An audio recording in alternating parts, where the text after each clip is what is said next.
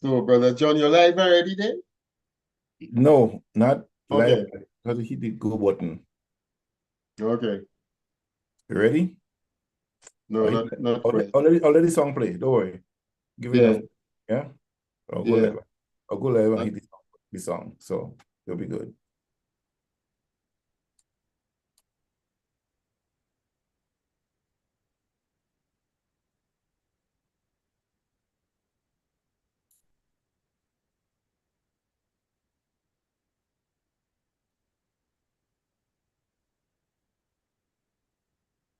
yeah. I'll go live and hit Uh, the song. So you'll be good.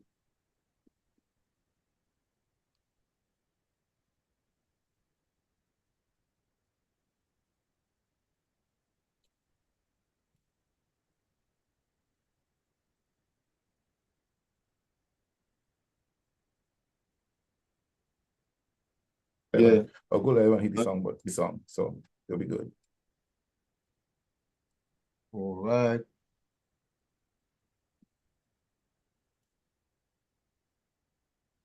Down all the things that I love on my island. Best believe my list gon' be like 5 miles long. Best believe it's love that makes me sing this song. The cleanest pools on the waters. Friendly people meet in every corner. Togetherness and love is what we stand for. We stand for. We stand for. Oh, this song. That's how we've grown out far we from. See as we strong and more to come. More to come. More to come. We're blessed with fortune. Going up, going up, going up, going up, going up, Say we stepping higher. We going up, going up, going up, up, up, up, up. Brother John? From the beginning, from the people who came to sugar and jam, emancipation to revolution. More than let's make a wonderful, more than the ice cream and gold. More than enough gold. And the one we are Grenadians for. Three islands united as one. Let's take the strength. We're more than just that island in the sun. Tell the world we are. Hey, Brother John. Brother John, are you there? Okay. Can you can you Hold on. send me the link? Send me the link via WhatsApp when you have a moment. I'll get started right afterwards.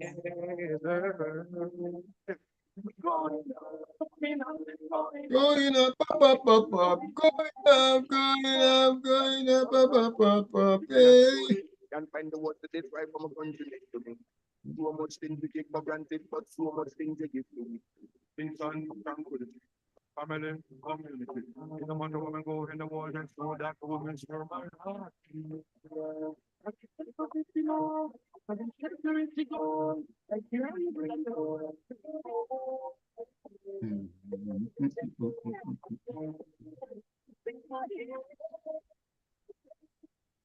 Say we going higher. We're going higher.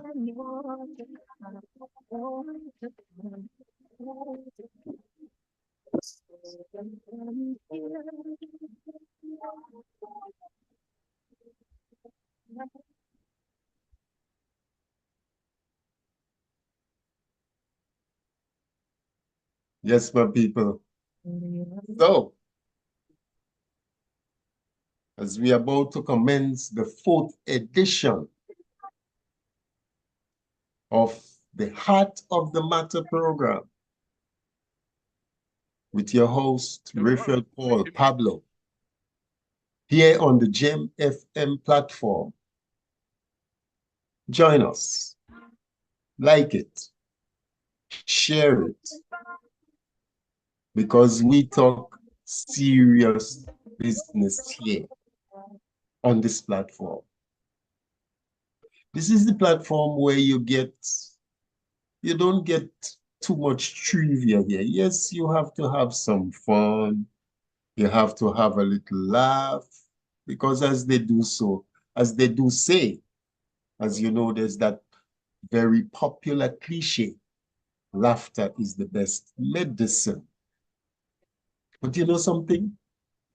Medicine is something that you take to treat an ailment. It is not something that you feed yourself, as how you would do 3 meals a day, every day of the week, Do this one thing. every week of the month, every month of the year. Oh yes, and this time, you know, a little fasting and so is also necessary in order to purge yourself and in order to cleanse yourself, in order to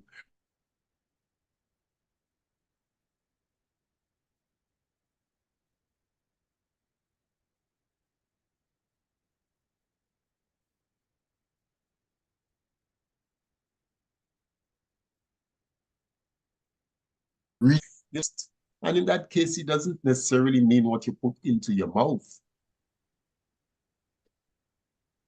It's talking about what you put in here, what you allow.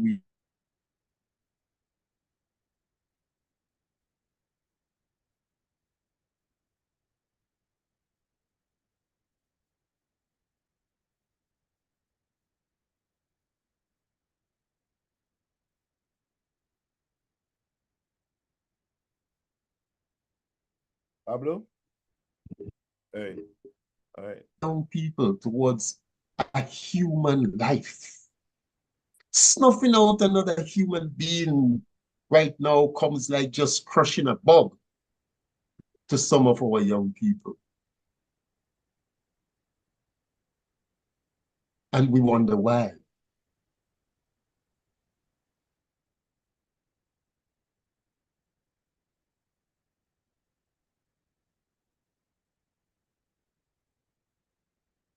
Pablo's frozen. Think you're frozen, Pablo? With too much trivial content. You go on social media, you go on mainstream media, serious content is relegated to a particular space, a little 1 hour of that and so on. And then after that, the rest of it is hype, it's trivial. So we become a trivial people as a consequence of that. And then we turn around and certain things blow up in our faces. And we wonder, why is that so? But we forget. And it's unfortunate that there's so many of us of my age group and maybe just a little under that who do not, no, first, let me say, who are in denial about the impact of music on the minds, especially of the younger ones. We forget that when we were young people, there were those of us who were into the reggae business. So we were listening to the Bob Marleys and the Jimmy Cliff and the Peter Tosh and the Culture and the Heptones and so on. And those who were listening to Calypso, who were you hearing? You were hearing Black Stallion and Chogdus and Valentino. What was the content coming from these people? It was consciousness. In those days, we had come out of the civil rights movement, we had the Black Power movement and all of that. So, and the music epitomized these elements of our being, of our thinking, and influenced our world view, the way we treat with each other, our appreciation of our elderly and others in our community and our society. Yes, delinquency always exists among humanity. In every society, you find delinquency. But that was not the norm. No, this is becoming the norm among young people.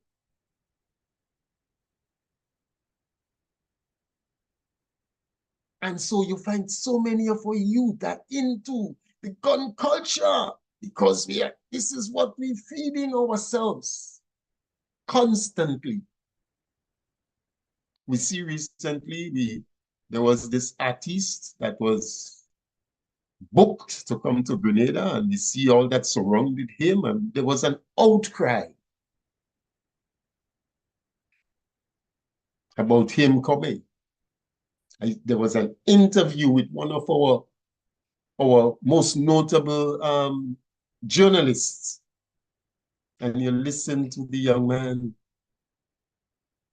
speak about indifferently about the music that he's into. That is the music that is popular. That's what the young people want to hear.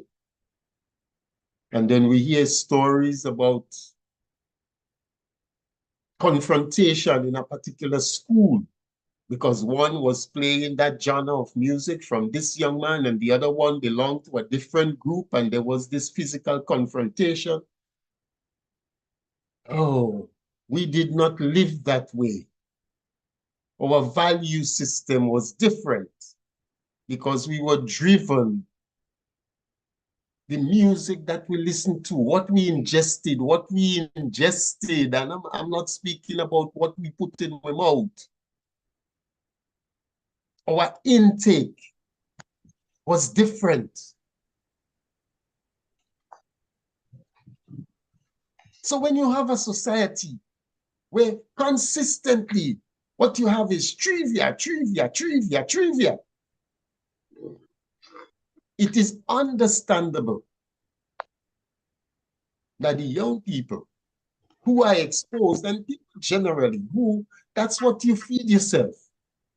That's what gets into your ethos. That's what gets into your spirit.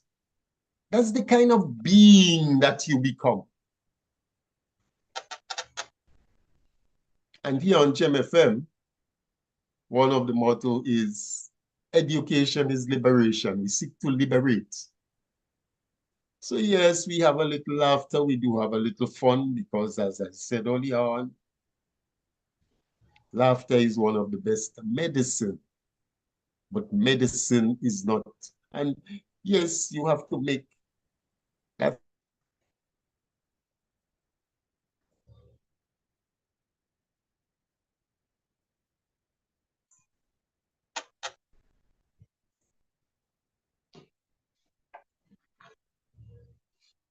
So now constantly feed yourself. Need for strong medication to address some developing ailment is less likely because you would have been feeding yourself the right thing. So that mind would be healthy. You would be having a healthy mind, a strong mind. Because here, remember when I talk about feeding yourself, I ain't just talking about what you ingest in terms of what you eat. Your health goes further than that. So I see that our guest has joined us. Yes. Yeah. The man who his schoolmate will remember him as Dalton Charles. Yes. Which one of my schoolmates? Because I remember when I sent out the promo for the event.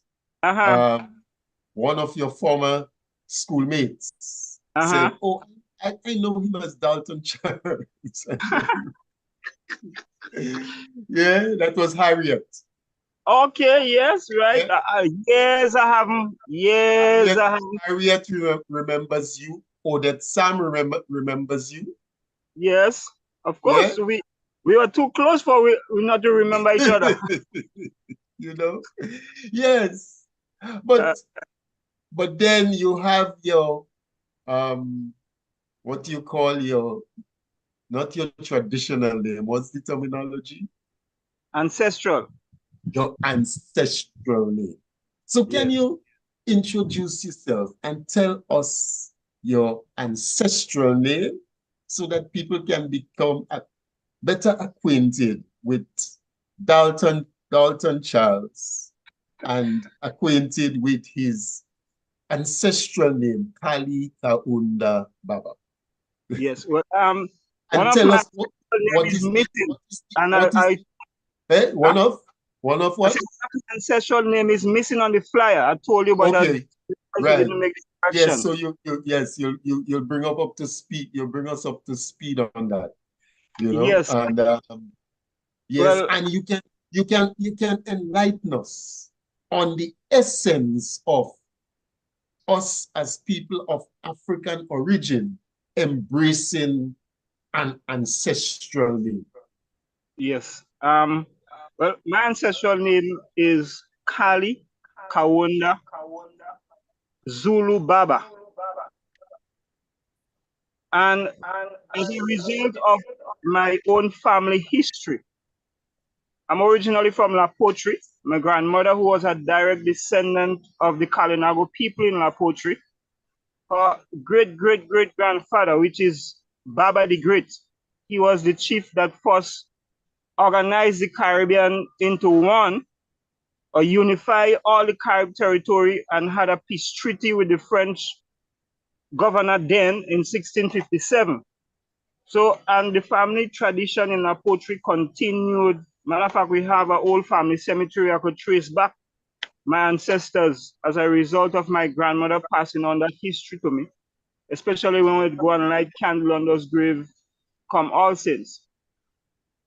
But my quest and my journey into my own family history and realizing is the history of our, not just Grenada, not just my family, or not just Grenada, but the region came about as a result of a lot of disappointment.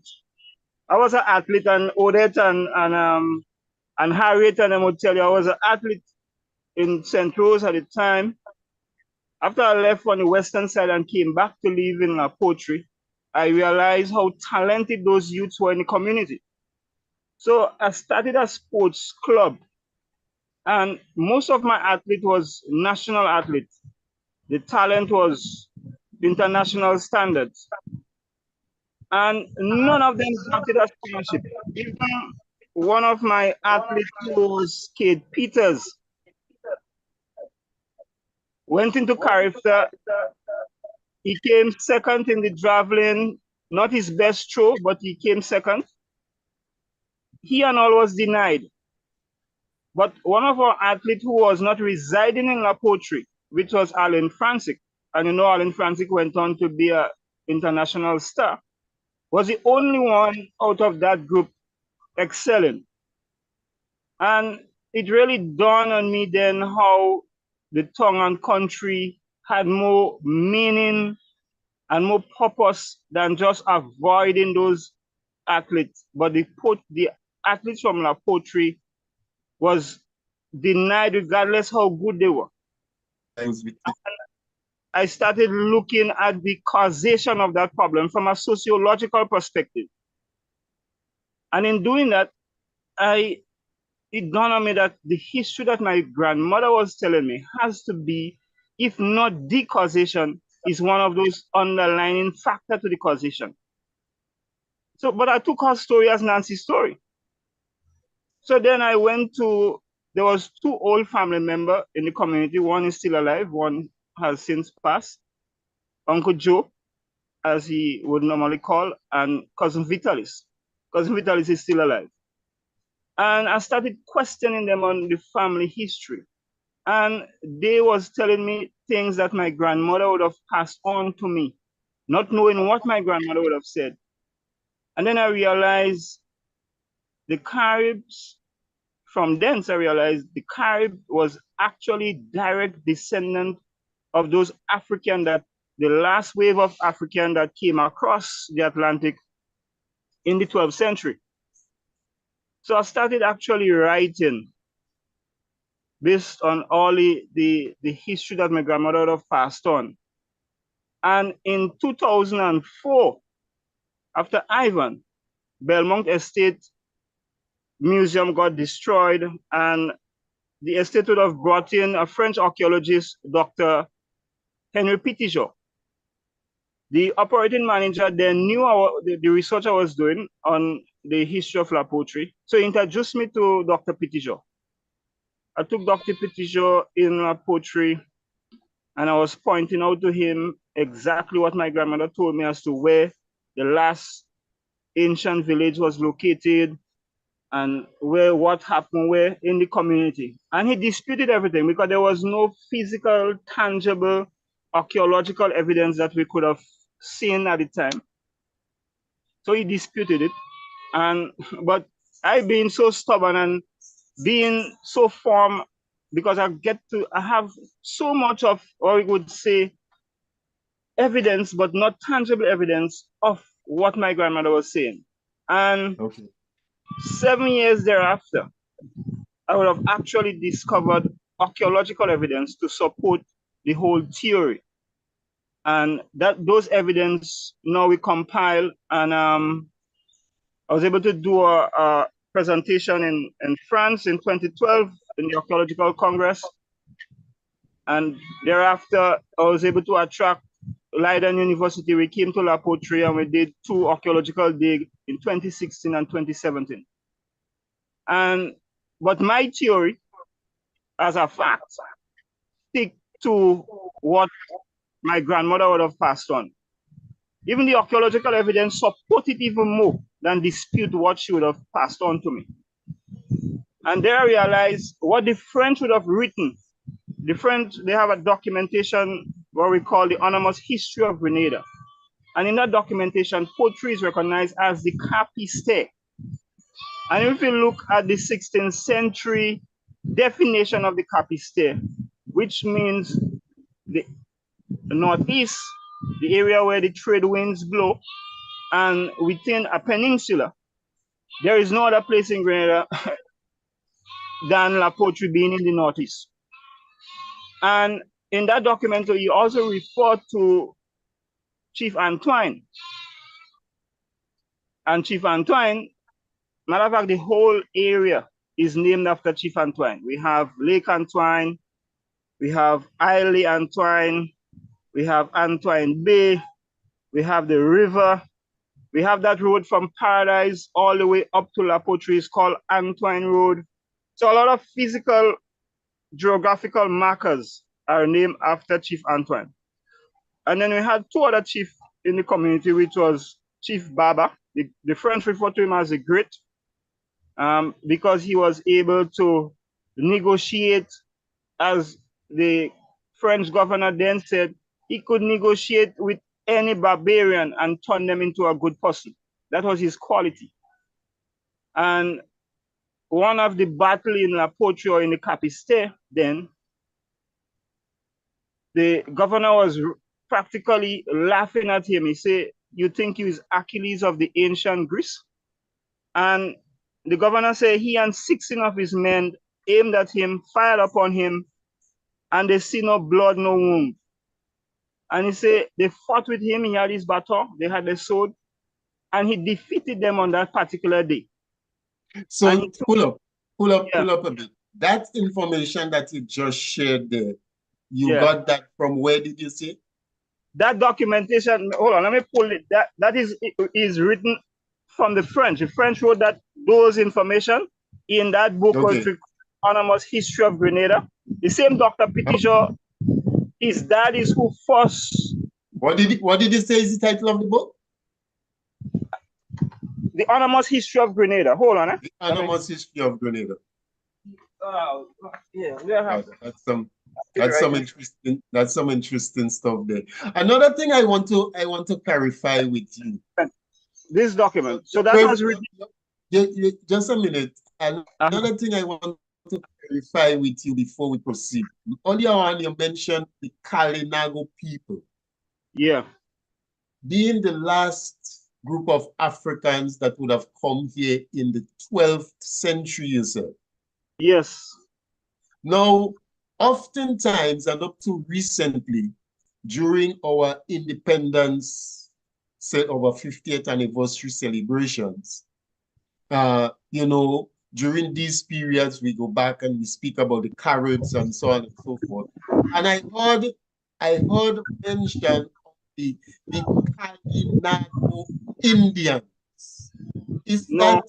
that explain that to me? Is that an accurate definition? Was there any grouping of people called Kalinago Indians? No. You see, the Eurocentric side of our history would always try to deny the African presence in the region prior to Christopher Columbus. But the evidence in our poetry remains so strong and so vivid. It must be respected. The fight is on against it for centuries. La Poterie was the only community that was never enslaved. Never enslaved. Since that treaty that was signed with the French in 1657, La Poterie remained an independent community. The slaves, I own lands today that was passed down from generational family. Where I have the family cemetery, those lands still is not registered or have any title to it because those lands was always lands of the Kalinago people. After they lost the battle and signed that treaty in 1657, the French would have moved into the community. And they would have lost a lot of their culture. So brother Kalibaba, so Yeah. essentially, when our people speak about the Kalinago Indians, we are actually perpetuating a Eurocentric narrative. Of course. Of history. They never want to accept, but the evidence in our poetry is so strong. Now, the Tainos, which spoke Arawakan language. Arawakan is a language and it's not a people, right? The Caribs then are now called Kalinago. So they changed the word Carib. The Carib is a derogative word. And they change it for us and tell us, well, we call them Kalinago and we call them Taino. So we know, and let us go back now to the Malian Empire. So the Tainos would have been who and would have come from where? The Tainos would have been what you could refer to as the Indian or the Amerindians of those South America, Central America Indians. Okay. Right? Roger that. Now, with the last wave of African that came in the 12th century, they would have intermingled with those Tainos and created a new race. Okay. And the European themselves. A new ethnic group. Yes, and the European themselves told us that the Kalinago people spoke two languages, language of the men and language of the women. In that first documentation in Christopher First Columbus, which they do not want to recognize, that tells us that the Tainos in Hispaniola would have told them that there is a race from the south that they refer to as the motherless nation, meaning that they didn't come here with any wives and they took our wives and make it their own. When Abubakar II left Africa in the 12th century, they had thousands of ships with no women. They came across with men. So on that side of the Atlantic, with the first story, with the encounters of Christopher Columbus, brings the other side to the coin. that would have written on the Malian Empire when they left in the 12th century. Apart from that,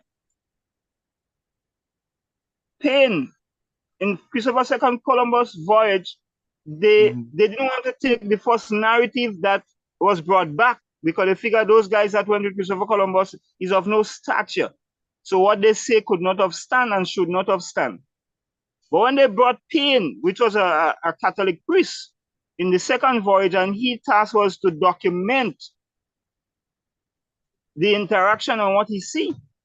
He also talk about, but he write the story, the same story, with a different narrative, where the Tainos then they had no wives, and they use the story, the legend of the story now in order to get back the wife. They had that bird, you know, that bird that normally drill through wood, drill through a human that should have been man and create a female part, and so that they start getting back wives and making back a new community. And so that narrative, and he wrote it as a legend. So that is a narrative from the European side. Hello? Yeah, go ahead. Yeah. So with those writing from the European and the reality on the ground, I mean, they really tried to eradicate all of our history and all of our tangible artifacts that could actually prove. And what I've been discovering, not just in Grenada, across the region, and identifying the method they use in destroying. Imagine the Caribs or the Kalinago was the last wave of people living in the region, and you could not find no artifacts of those people. None. Well, Brother Kalibaba, I'm not surprised with the narrative that you're giving me about that whole effort to get rid of the history as it was, because we've seen that the Europeans have done that with Africa. Okay, because when you listen to you listen to some of the Black historians, you listen to Dr. Clark, you listen to some of the others, they would tell you that many of the things that we are taught, even at school, it has no basis in fact, because the person who has the title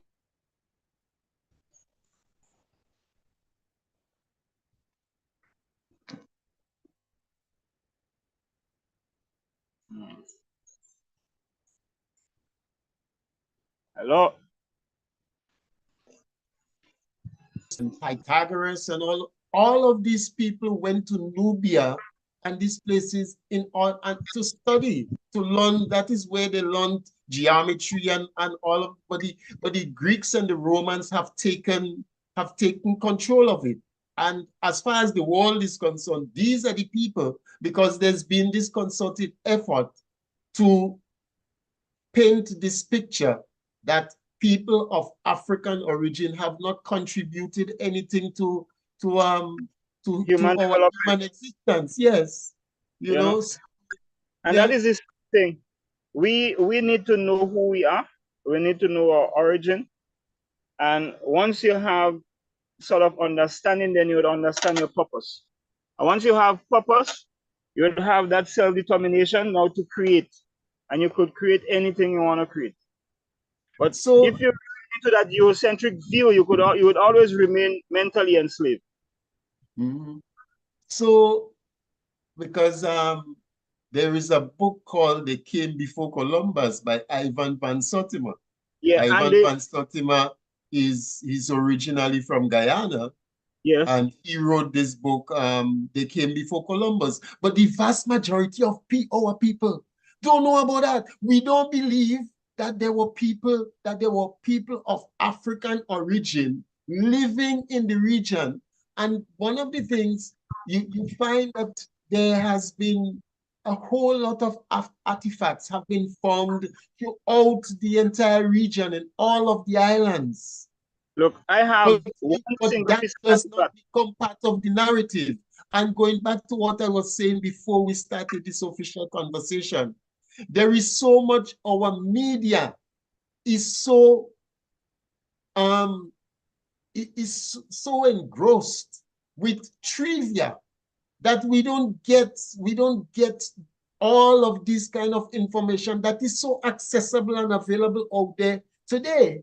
But we spend more time in trivia, and then we wonder why we have the kind of society that we have.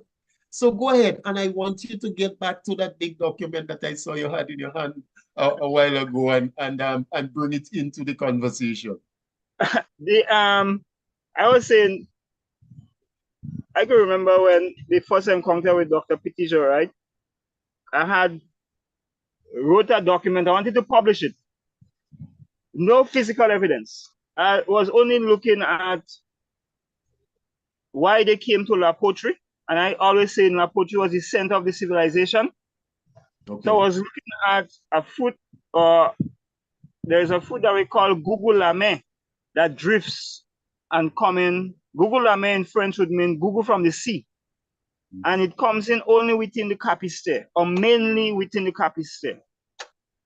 And as one of the reasons as to why they would have came directly to La Poterie or the Capistaire first, and then civilization would have spread throughout from thence. And one of the pottery that I end up discovering, or most of the pottery, which we call Cayo pottery, named from a river in St. Vincent, and those pottery date back to the 16th and 12th century. So those pottery only start evolving around that particular time. Now, just as, you know, a Mitsubishi car from Japan and a Mercedes from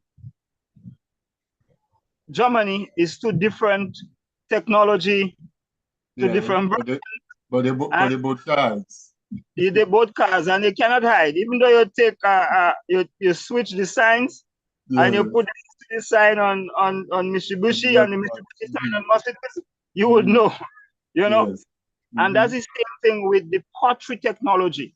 The African has a unique technology in making the pottery.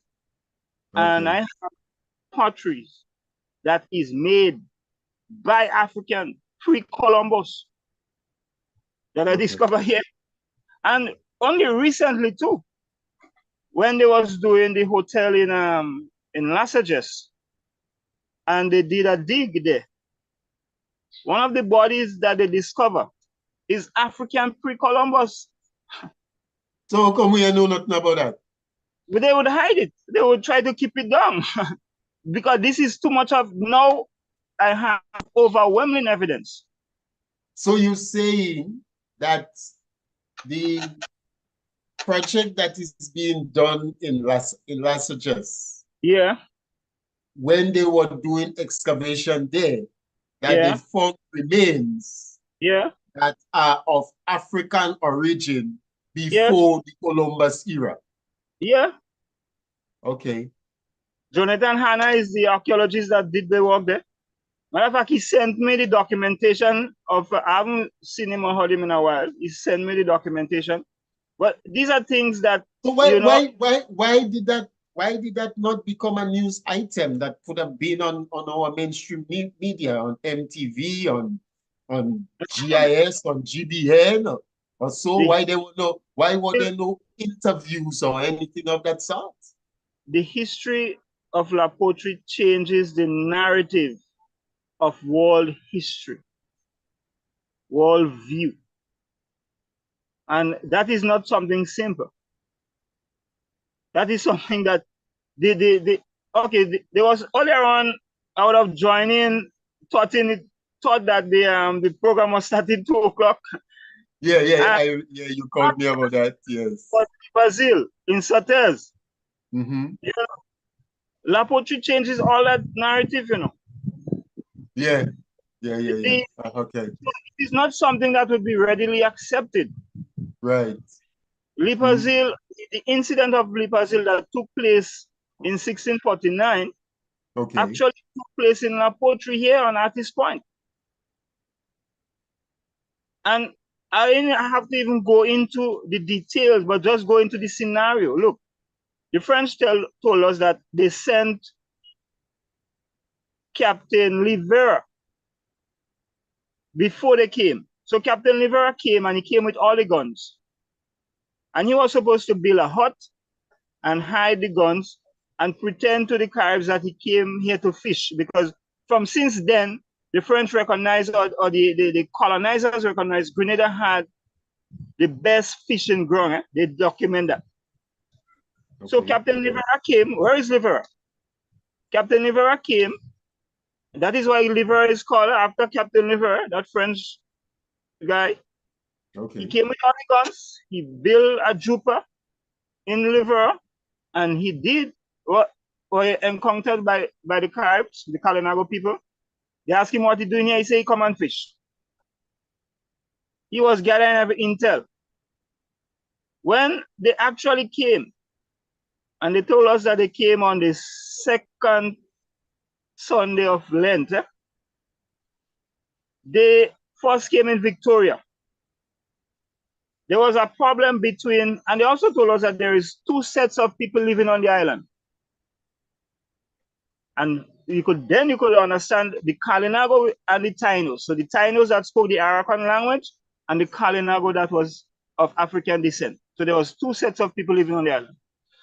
And they had problem between each other in terms of the Duquesne daughter was supposed to marry to Marquis' son. And they didn't want that to happen.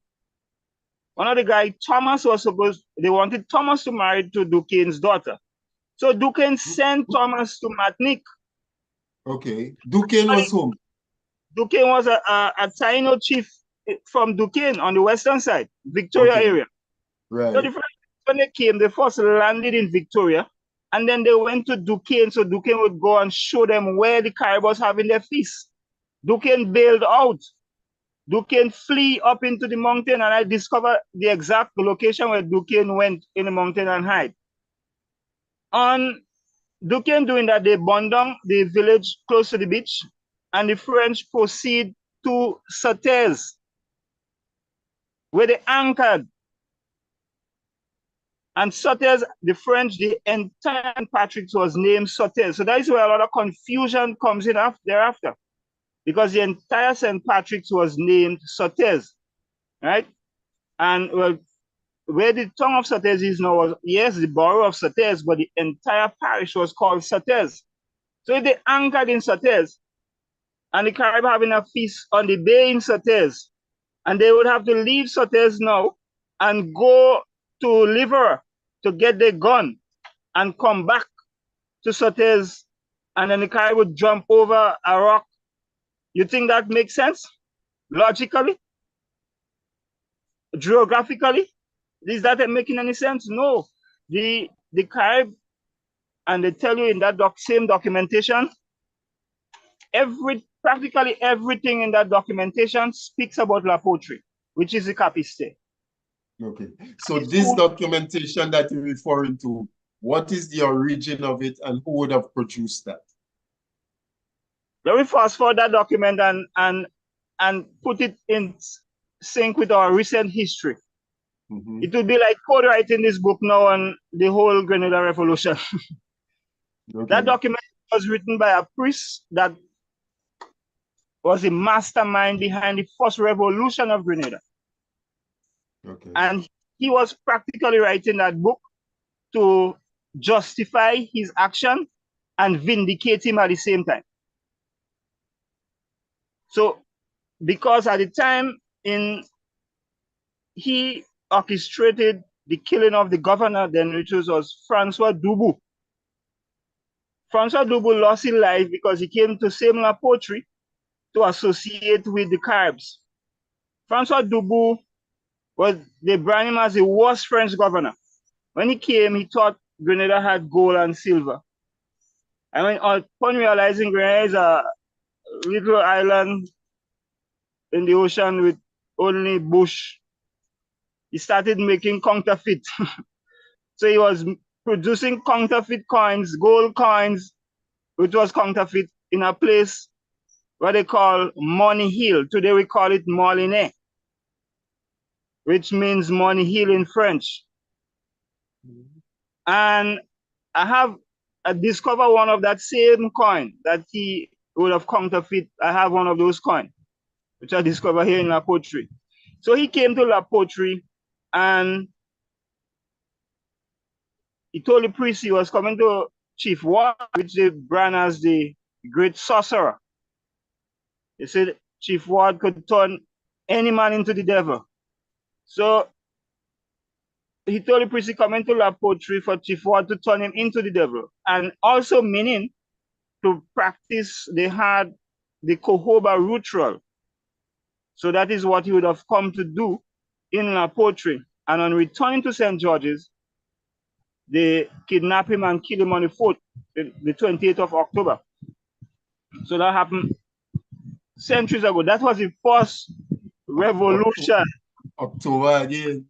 George, the 20th of October, when they executed October seemed to be very popular for these kind of things. October and both March. October and March. March is the beginning, October is the end. You know? And in October too, I discovered the first physical archaeological evidence after 7 years with the encounter with Dr. Petition. It was in October when I actually discovered those evidence. You know? So yes, October have a significance as it relates to the history. So yeah, go ahead. So the priest at that time, in order to vindicate himself, wrote the history. Okay. Wrote it to villainize the governor. Yeah. So he gave details of all the information that was written by the notary, the guy that was the notary, and he gave information what he would have experienced.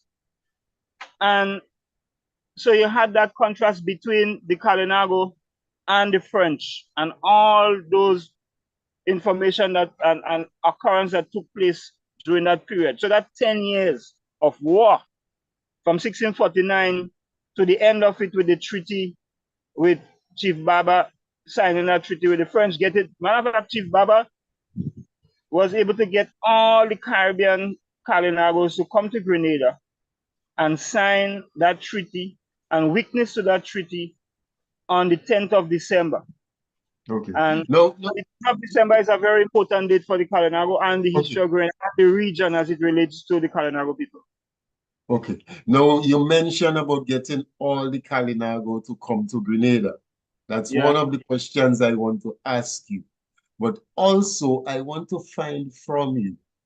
Now, in the Pulse area, when they did the excavation there to build some playing field, basketball court and whatnot, they did find some artifacts. Yeah. These were artifacts of whom? Was it of the Kalinago or was it of the Taino people? That's one.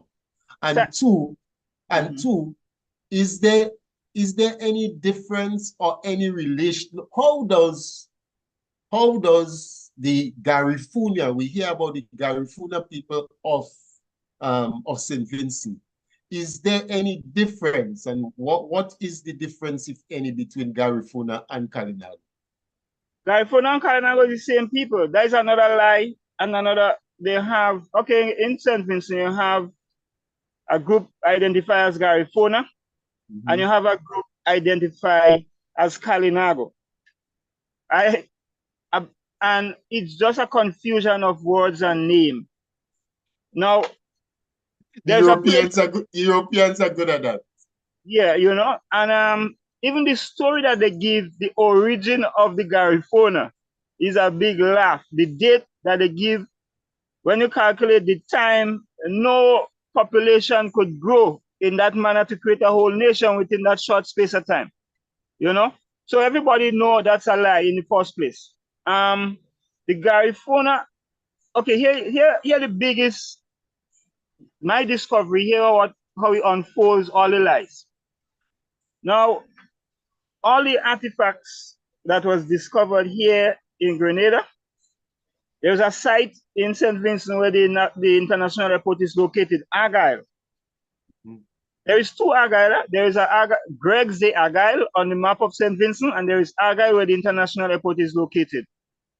All the artifacts that is discovered in Argyle originated from La Poterie, meaning the clay that they use to build and make those clay pots and artifacts in St. Vincent all originated from La Poterie in Grenada.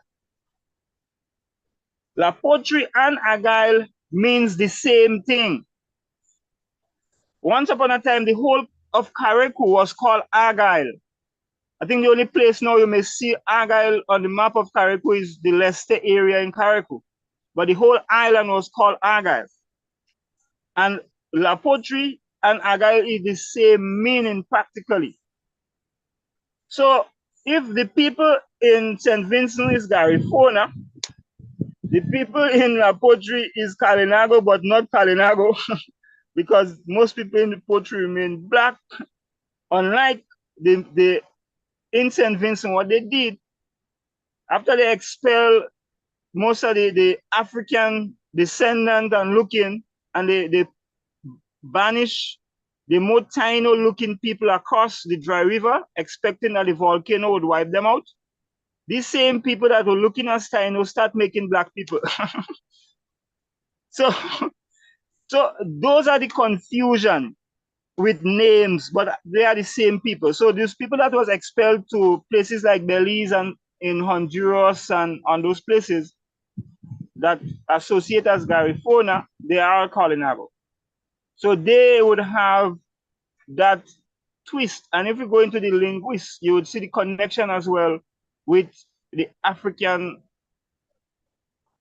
language, ancient language. So you said essentially La Poterie and Argyle means the same thing. Yeah. And what does that mean? Clay, it means mud. It means clay. Yeah. And on top of that, when we did the isotopes on some of those artifacts, nowhere in the region fits those isotopes. The only place that fits those isotopes, Mali, in Africa. They wouldn't say these things. They don't want us to know these things. You know? And then, well, one of the European analysts would tell me, say, Dalton, let us look at it from this angle. The volcano, Grenada is a recent volcanic island. And some of those compounds, minerals that were created in them time would create the difference in the isotopes. Lame excuse. If you look at the isotopes of material from Mali and the isotope that was done on some of those artifacts that are discovered, it tells you that they originated from Mali. Apart from, but I would argue just with the pottery and the design and the styling and the MOU on that pottery, which is only African design and African method in making pottery, that was discovered here in La Poterie pre-Columbus. So we are no doubt of the African descent. Matter of fact, in 1627, there was that Dutch sailor that came to Grenada. He landed in Granans. And the Tainos in Granans told him, he said, look, there is a different race of people living in the Northeast. They are different from us. Even we are afraid of them. In 2016, I discovered evidence of that same Dutch sailor, a plate that Dutch sailor would have carried on his voyage, possibly when he came up here in La Poterie in 1627. he gave it to them, and I discovered that plate here in La Poterie. So we are told, even when they write to discredit, they give that information of the different and who we are. The first voyage, the Diaz said they're all Moish to me. The Moors are African. You know. And they could not allow Diaz and them going back to Spain and telling, well, we find Moors in the Americas. That is why they sent Roman Paine on the second voyage, so that he would write a different narrative. And all our history and our archaeology in the Caribbean originated from Roman Paine. He was a Catholic priest, and he was the one tasked to write our history. So he had to write it in pleasing to the European narrative. Today you see the wars that is fought is right to the narrative, even though you have people with phone videoing and taping live information. The narrative of mainstream has a totally different narrative, which is propaganda. So imagine back then in the 16th century, where the Africans would have defeated and ruled that area in Europe for all 700 years. The technology, look, Poterie is the only place that has a functional wheel that grinds cane with the water. Who you think developed that? Who you think invented that that technology? You think it's the Europeans? No, the same Moors that was in Spain, in Granada. And hence the reason Granada is called Granada, as a result of the black African people that they met here in La Poterie. And in Grenada, and the Capister would have started from Telescope to the south and High Cliff Point to the north, and all the way up to the mountain. But the whole East Coast was intermingled with the same African and the Tainos. There was two races of people living on the island. The French told you that. They didn't go into specific and clearly identify. They don't want to tell you that. But just going through the wording and the documentation, you would understand and know as a fact who they speaks about. We was the You devil mentioned- race, they identify us as the devil. The barbarian race, they identify us as the barbarian. You know? You mentioned earlier on about having done a presentation. Was it in Europe? Was it in France? In 20 years, the first set of artifacts that I would have discovered, remember, it took me 7 years. I investigate, and my La Poterie is one of the poorest community, or was one of the poorest community, or is one of the poorest community in Grenada, based on the poverty survey.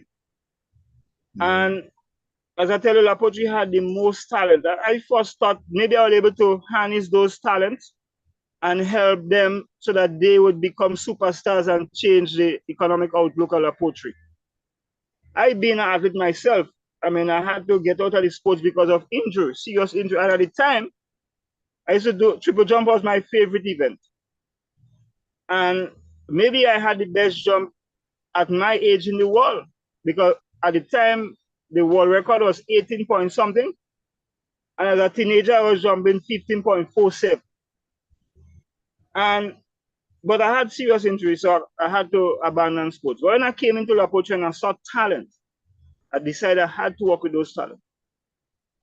So when that was denied, and then Dr. Petitia came, and I look at my grandmother's story, it made it my life's quest to go as far as I need to go to write that history and put it in proper context. Okay, so how did that European presentation come about? How did you get to that? Well, after Dr. Petitia gave me his number, he told me, he said, look, he said, if I lost his number, I could contact the French embassy and get his number. But he practically shit over all what I say. as being a Nancy story. Just as I thought it was a Nancy story, my grandmother told me. He shit over everything and tell me, well, what you're talking is pure foolishness. And I really wanted to publish that work. And I brought it to another Grenadian. He said, better write a fiction. You understand? But being so convinced with what my grandmother would have said and seen all the evidence, and then what really convinced me to Uncle Joe telling me things that he didn't know what my grandmother told me. And Cousin Vital is telling me things that she didn't know what my grandmother told me. And then I have physically those cemeteries, all the different lands in the community is named after our ancestors. So I could relate and say I'm going into Jim, and I know which ancestor is to Jim, and I could go in Punun, and I know which ancestor is Punun, and I could go in Forogi, and I know which ancestor is Forogi. So and that is how Africans live their history. You know, we talk about widow document, we pass that stage, we evolve as a high being. That is why we're able to live as communal society. Communalism, the center of communalism is love. And in order to reach to that level, there is no word greed or selfishness. You know, the European bring us back into that thing. So when that physical evidence that I discovered, I remember a morning I was jogging on the beach. And the very said area where I brought Dr. Petisha, and I told him, look, here's where the last village was based on what my grandmother have told me, because the family had owned all those lands. And we didn't see no physical evidence. So he left it as that. But I'm always looking. So that morning, there was in 2009, I don't know if you remember, we had a serious drought. And in 2010, the place was really dry. All the big cracks in the soil and everything. So in 2010, a lot of rain fell. So we had a lot of slides. And so that area slide all the way down to the beach. So that morning I ran in on the beach and I discovered a bone. So I got excited immediately because I knew that's it. But I thought the bone was human. With my further investigation, it was a manatee bone. And you know, manatee used to be frequent in the southern part of the Caribbean. It's no longer frequent. Okay. And then a bigger slide came. And I sat on that slide and I excavate every pit. I moved every inch of that soil from one part to the other. And I would have discovered coins and all the artifacts needed to support the evidence that I was presenting. Okay. So immediately around December now, for months I tried, within that time, October to December, I tried getting hold of Dr. Petisha, and I could not have got hold of him. The embassy gave me a number for him and I wasn't getting him whatsoever. Christmas, Boxing Day, his son answered the phone and he said, my dad is in Myanmar at the moment. And he gave me an email address to contact him. So I sent him a few videos, a few pictures and everything. And he was in Asia. Immediately, he said, daughter, where are you? I need to come in Grenada now. I said, well, I'm not in Grenada at present. I'm with my family, spending the holidays. And but let us plan to be in Grenada in the new year. So he did came. Immediately he came. We did a lot of investigation, and the artifacts, he was really excited. You know, he apologized. I have to say that he did apologize, you know, and up to today, we have a good working relationship. Matter of fact, in his book, he told me he did a research for over 40 years and he was unable to publish. But after I discovered those evidence, he was able to use that evidence to conclude and able to publish that piece of work. So it was as a consequence of that you were able to make that journey to Europe? Yes, we did a PowerPoint presentation. The Archaeological Congress was in 2012. So we did a PowerPoint presentation in France in 2012. And in that PowerPoint presentation, then Leiden University. And I've got all the researchers in the room. Well, who is this guy? They never heard of him. Where he go to school? You know? How they've been looking for that information for so long and they can't find it. How come he find it? So all our questions. And then in 2011, they all came to Grenada and we went to the ministry. Now, 2013, they came to Grenada. We went to the ministry to seek permission to do official digs. And we had a memorandum of understanding done then. So I was able to send out some artifacts to do testing and everything. And in 2016, we did an official, and in 2017, we did an official. But keeping to despite doing all of that, they still keeping, the Europeans have the European narrative and centric view. But I will stick to our side of the story.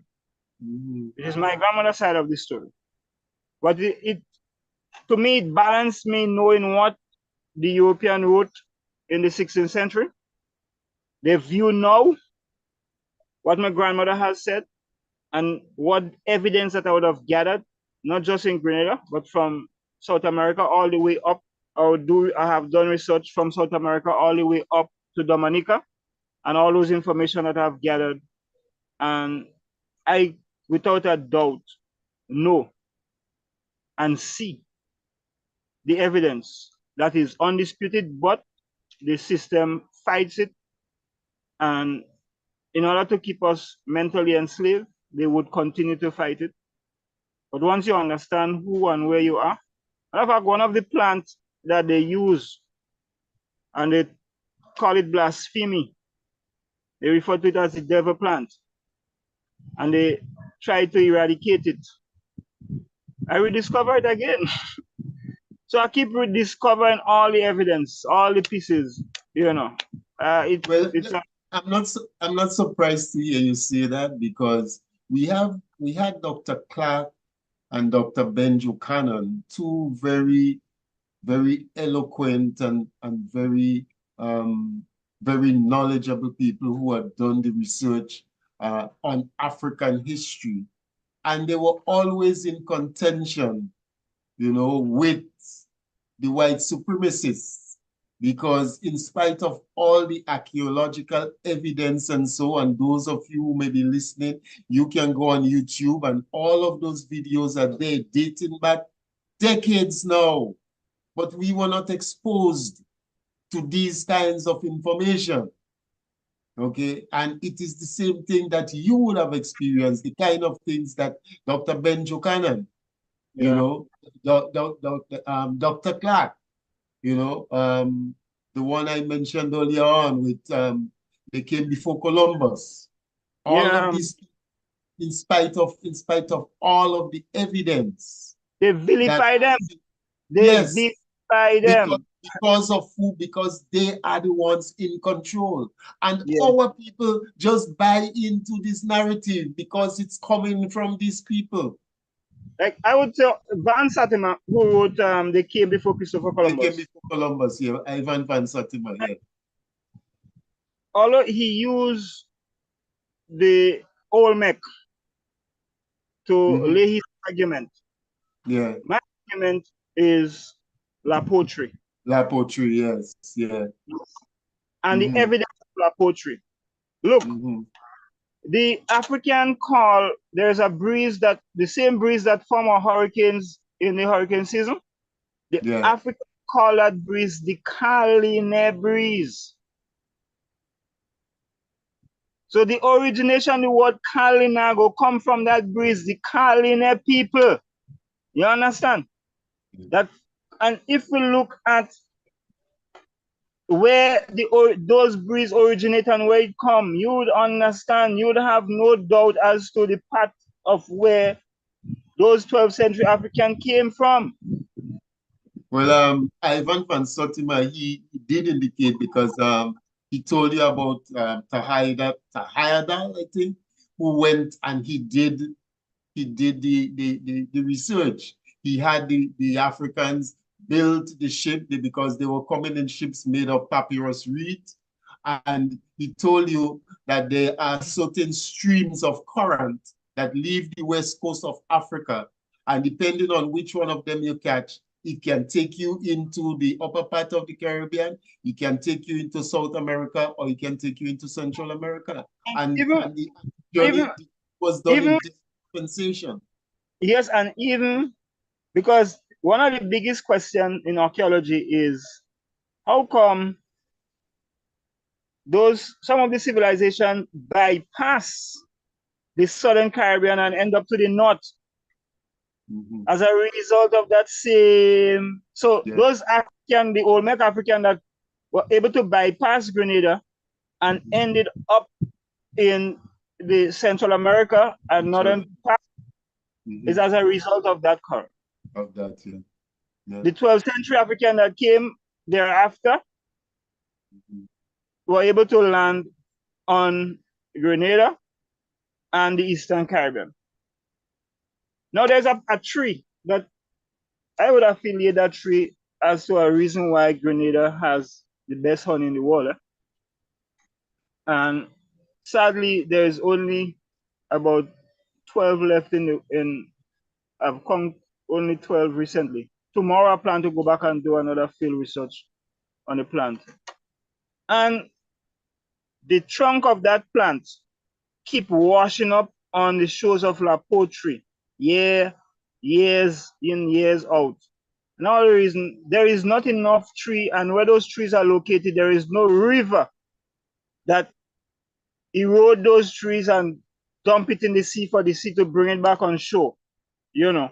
But after looking at the map and where those same trees are dispersed in the world, I could say that from the West African coast and the South American coast, you'll have that same tree that the river would carry out in the ocean, and that same tide that bring those Africans from Africa to the similar shores is what bringing that same plant as driftwood to the shores of La Poterie.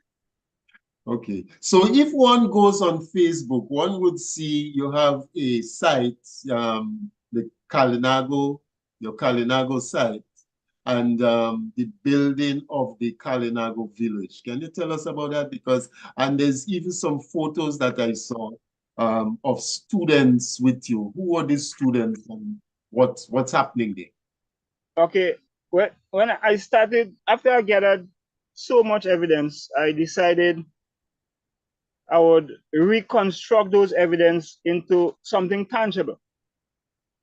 And reconstructing the La Poterie Kalinago Heritage Village is my goal, aim, and purpose now. So I started the village. I really wanted to do it on a communal effort and I started it like that. A lot of people came, students came, different individuals came from since I started, and we're reconstructing. So I'm reconstructing Kalinago houses that we discovered in La Poterie in the exact architectural style and formation that how it was built in the 16th century. So I'm building one wrong house, which is the house that the women used to live in. And I'm building in the exact size and dimension to one of the houses that we discovered here in La Poterie when we did the excavation. And the cabet, so we're building a cabet. The cabet is where the men used to be living in. So the men and the women live sort of separate. So it would be a wrong house, a cabet. And then I have a mud house with the Kalinago architecture in an African style. In St. Vincent, the British refer to the Kalinago people. They say, okay, we destroy the mud houses, So I'm doing a mud house. And one of the aspects with the mud house, the Kalinago culture, they bury people of great importance in the house. So where I'm constructing the mud house, my grandmother, my mom, and my granddad is buried on that spot. So I engulf it with the mud house. So the mud house now in the first phase would serve as the museum and gift shop when that first phase project is completed. I'm presently sitting in the bar area, thatch roof. If you could see in the background, the thatch roof. And now they have 1, 2, 3 plots where I have most of the plants of all of the plants that they would have used with the root tubers, the fruits and herbs and spices that they would have used in the 16th century. And what was missing when I started was the cohoba plant. And I rediscovered the cohoba plant in 2019 in St. Vincent. Okay. Brought it back to Grenada in 22.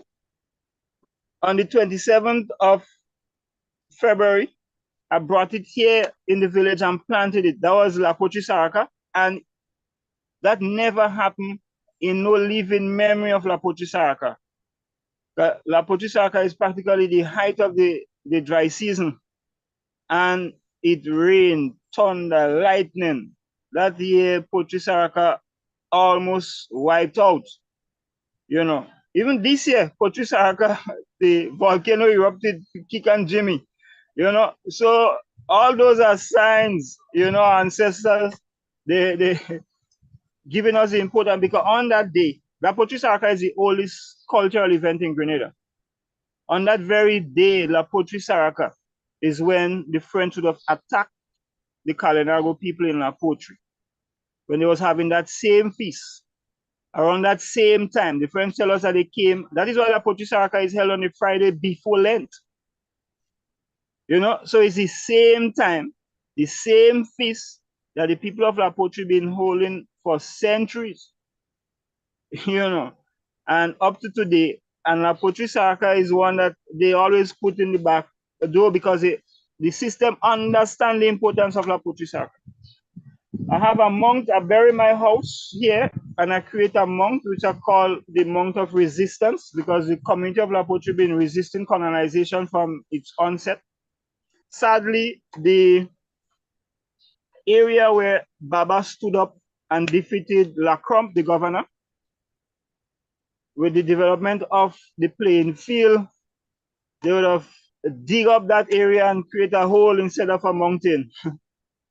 The history of La Poterie and the different locations in La Poterie could earn Grenada a World UNESCO Heritage Site. And we could parallel the history and the events in La Poterie to Musada in Israel, Lance Meadow in Canada, that famous forest in Germany. We could equate La Poterie in Lance Meadow in Canada when the Viking, they said that that was the location where the Viking came and settled. And in few years of discovering the actual site, they developed it and it became a UNESCO World Heritage status. We had 3 great chiefs of La Poterie: Chief Baba, Chief Ward, and Chief Antoine. At one time, Chief Antoine was sort of complicit with the French. They was even fearful that they would have, the other chiefs in La Poterie would have killed Chief Antoine. And that is a reason why I think they named most of the area here after Chief Antoine. And Baba become elusive, but they did mention him as Baba the Great. But my family name, they continue to name our people Baba, come down. This is one aspect of my, you know, other family side. And so the village would engulf the capsule of our history. And so you have history class from the TAMCC, when Miss Chase was there, she came. Miss Andrews, they came. The last year they came as well. So it's where they could come and feel and see and touch the evidence. You know, one student didn't even know what a tobacco tree looked like. You're able to identify a tobacco tree, know the use, know the function. You know, the roku, know the use, the function of the roku. The pineapple, the cotton, you see the cotton, you know, island sea cotton, you could see it, you feel it, you know what it was used for. You know, so it's a practically living museum, the village. And hopefully that I would finish the first phase. I want to have a tentative opening in August this year. Okay. But well, this is something that we will have to continue that conversation. Definitely. There is so much to speak, I expect, about this Kalinago history. But Yeah. I felt it necessary for us to have that groundbreaking and to make people aware of our Kalinago heritage, as I tend to refer to it. Because when I heard recently during the 50th independence anniversary celebration, mention being made about the Kalinago Indians, I said, I know that is a misnomer, really. Yes, So we really have to, we have our work is cut out for us in of terms course. of claiming our African heritage and telling our own story. Yeah. Not just going along with the narrative that that Eurocentric narrative, because we seem to have come as far as Christopher Columbus lie, and we've stopped there. Yeah. Yeah, we seem to have come as far as that Christopher Columbus lie. But the thing about it is, when you listen to the historians, it's not Christopher Columbus who lie, because a lot of the things that's written in Christopher Columbus's journal, because he acknowledged meeting us here. It's just that the people who wrote the history subsequently never told the story. Well, let me tell you something. Yeah, Our go ahead. students them to do history, right? And they have to cite what is said in the past, so they cannot divert from. In order to pass the subject, Yeah, you have so you the have to continuous continue. writing and teaching the lies. Yes. One that is diverting and rewriting and presenting the evidence, and they just cannot dispute the evidence. You cannot dispute the evidence. And so La Poterie would always be that pillar of resistance. And like after slavery, a lot of the slaves came over from River Antoine, and my great grandparents gave them land. Slave from the Conference estate. Well, Conference used to be La Poterie. If you look at the old French map, always called Tivoli, and all this area was La Poterie on the old French map. And so those, after slavery, the slave from that estate also came down into La Poterie, because the people of La Poterie, they had their own land, and they was able to give those descendants of slave house spot. And I could tell you one family, this guy who is one of our national top journalists in sports, Bascom. Yeah. His grandparents were on the Conference estate, and after slavery, and they moved into La Poterie, my great grandparents gave them the property that they still own today. So the evidence, the history, is there. We know. I know. So I want to move on to a more current issue. On that same Facebook page of yours, you're sitting in a session in St. Vincent in relation to the cannabis industry. And we know that here there's conversation about decriminalize, legalize, and whatever. But essentially, we are also looking at establishing our own cannabis industry. What can you tell us about the St. Vincent situation regarding medical marijuana and the cannabis industry? And what are the prospects for Grenada in that regard? St. Vincent I could give St. Vincent A. I mean, a lot to be done. Mm. A lot And, need- and I want you to explain to us too, how is it as a Grenadian that you become so much involved in this operation in St. Vincent? How were you able to accomplish that? in 20, after I started the village here, right? I would have discovered an artifact that links to the shipment of conch from Grenada all the way up to Miami. So I wanted to use, because I have no funding for what I'm doing. So I decided, okay, if in the 16th century our ancestors used to take conch from Grenada and ship it to North America, since then, I need to do that in order to raise funds to finance my project. So I went to fisheries here, and lo and behold, I could not export any conch from Grenada because Grenada is not part of the CITES regime. And Crafton was the chief fishery officer at the time, and we laugh it out because he say, boy, the government have an attrition program where it's 3 for 10, you know, like you're buying Carib 3 for 10. And we turned it into a joke. And I decided, you know what, St. Vincent, my family is Vincentian, right? So I decided I'll go and start that business in St. Vincent. And on going to St. Vincent, the marijuana industry now started evolving into the legislation. And one of my wife's clients, boyfriend, he was Canadian. They came as a company to start the business, the cannabis business in Grenada, in St. Vincent, sorry. So immediately I start thinking, you know, I have to be involved because the line of listening is the same 16th century ideology. So I say I have to be part of that because one of the criteria in the legislation was being formed. And one of those, looking at those criteria for licensing, you have to have ownership of land.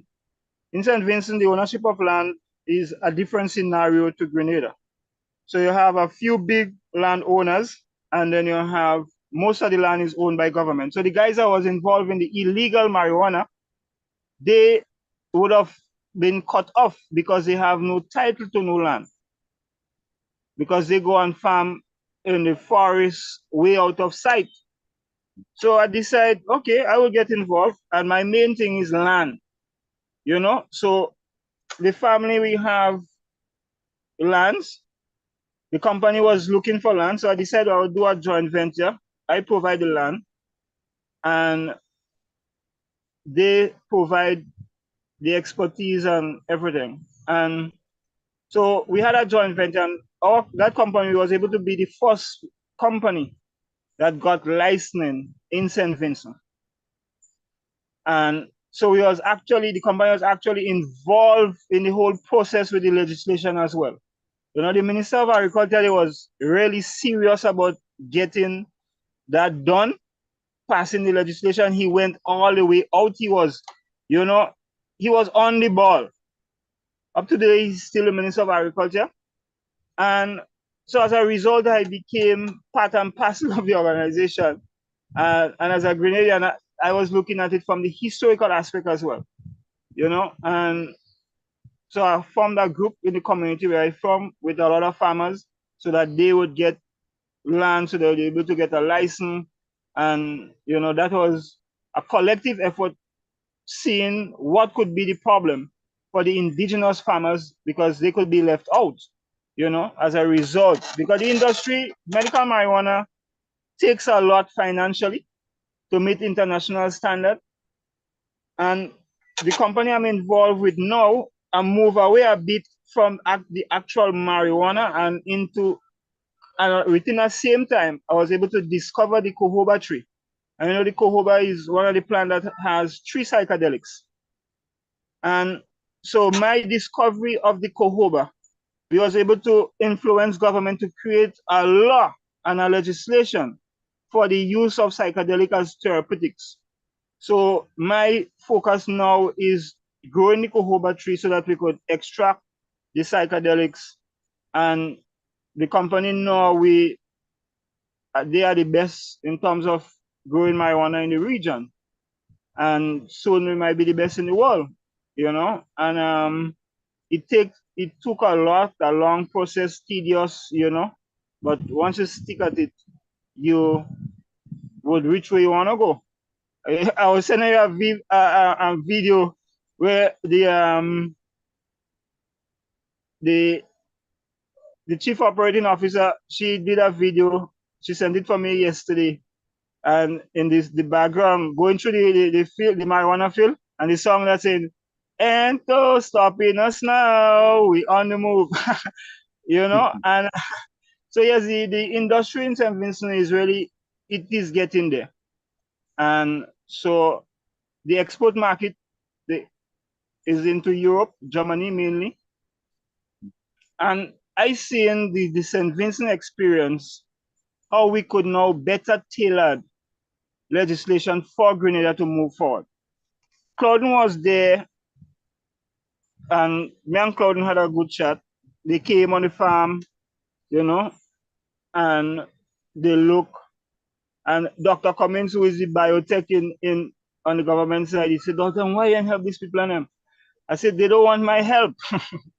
So they visited you in St. Vincent, they visited your family. They visited the medical marijuana authority. Okay, but the medical authority is still asking me why I'm not assisting, and I tell them they don't want my help, basically. I think that I don't know, they have no interest in marijuana. Or the new Minister of Agriculture, I had to first have a chat with him and see where they stand. But I don't think they are serious in moving forward. And a research that was done recently that shows growing marijuana under light have adverse effect. So we don't miss the bus. So think, well, okay, America and Canada growing large quantity, they're using lights. So you need the sun is what it's like agriculture. Agriculture is about microbes and the sun.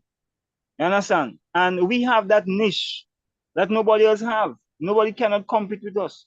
We could produce, whether medical marijuana, recreational marijuana, we could produce that quality that the world would need. So we cannot be hypocritical and talk about marijuana in this way, but we're going in the pharmacy and we're buying drugs that is opioid based. So where is the moral? You cannot be talking about church and other thing or whatever. There is no morals. If you go in the pharmacy, it is okay for a doctor to prescribe medicine that is opioid based, and you want to go into cannabinoids, and you're talking about you want to forget it or discard it. It makes no sense. You know, I mean, the marijuana industry is a serious industry. You could look at it at different angles.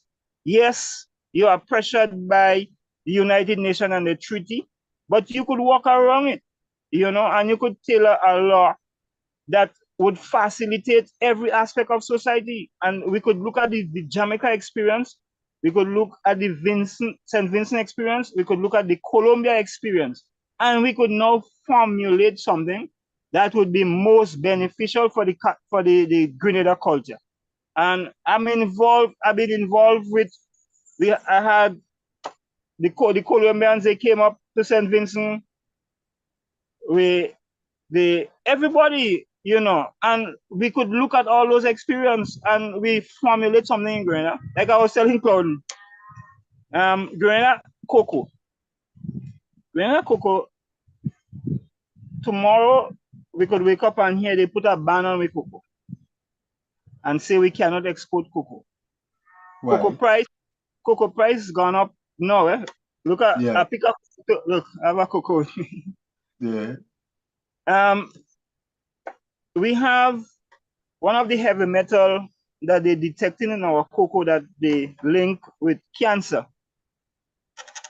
We have that as a result, they say, of the phosphate we're using too much of phosphate. But you know, every farmer in Grenada, you grow cocoa, you grow nutmeg, you grow everything. So you may not, if you get fertilizer as grant, whatever, you just throw fertilizer. Just throw fertilizer, yeah. Well, okay, the fertilizer have a high content of phosphate. The cocoa specialized fertilizer for cocoa would have a lower percentage of phosphate. So you have less of that heavy metal building up in the soil, as a result ending up in the cocoa. One of the places in Grenada that has the best cocoa is St. David's area. And the reason that they give for why St. David's has cocoa that has less of that heavy metal is that the farmers there is old people. They do clean the land, they do fertilize. When time to pick cocoa, they just go and pick cocoa. So it's pure organic. So the cocoa, they have less or no of that heavy metal. Well, again, we are all volcanic islands, so you know you do have heavy metals in the soil anyway.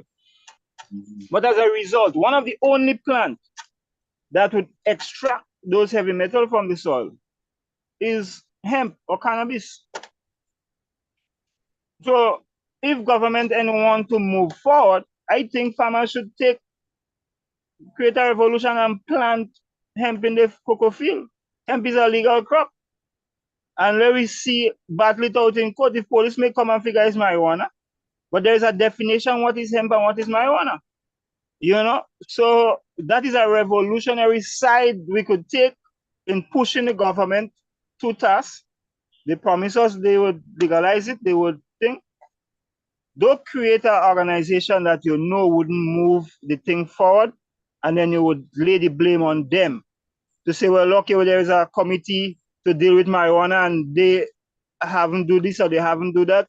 And then, of course, they would think you as the minister and the ministry have to move it.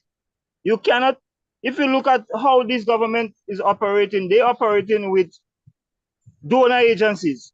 Donor agencies now say, okay, let us develop Soursop and CMOS. So they run with that because they're getting a few dollars from those donor agencies, and those donor agencies guide you to fail. That is the problem, you know. That is why we are mentally enslaved. We don't know who we are. We could do our own thing. And if we want to develop marijuana, look, now that plant, the cohoba plant, the compounds of that cohoba plant is a $6 trillion industry, you know. Those psychedelic compounds is what they're using for mental health. I move away now from, I would go, we had a weed competition last year as the start. So every year we go have that weed competition. I would grow a weed from my own local production from seed plant to take part in the competition. But unless we have to be looking to move into the region in a way that we would take the regional market. We could even move away from medicine and create weed just for the region. Tourists coming to the region, millions of tourists coming to the region. We could produce marijuana only for the region. We don't even have to go into those international market that has stringent laws and you have so much regulation. The market is there, but those regulation is meant to keep you out. But we could develop our marijuana just for the region market. Look, that plant that I discovered, people go to South America to do ayahuasca. They will be coming to Grenada to do cohoba and St. Vincent to do cohoba. That is where I want to take those things. So, but because of that Eurocentric, they waited on the white man to come and tell them what to do, when to do, how to do. Because so you mentioned about the cohoba and the psychedelics. Where do we stand? Where do we stand legislatively in terms of that that kind of plant, considering the fact that it has this kind of potential? St. Vincent is all there. Grenada is nowhere. And it seems like Grenada have no intention of moving anywhere. You know, that is my view. You're not feeling the excitement. I mean, I could have feel Soboto, who is the Minister of Agriculture. Yes, Soboto Caesar. yeah, the excitement with Soboto in getting this thing correct, the best of his ability, you know, and to move that thing forward. You know, you don't have no minister having those excitement to do. They waiting, as I tell you, we waiting like we're waiting on some Caucasian man to come and tell us, well, okay, let us do this, how to do that, and then we do something with them. You know, this sort of mentality. Yeah, we need. St. Vincent is revolutionary or revolutionized the both industry. So on the psychedelic, they have that legislation should go into reading soon. Matter of fact, I was in a workshop here.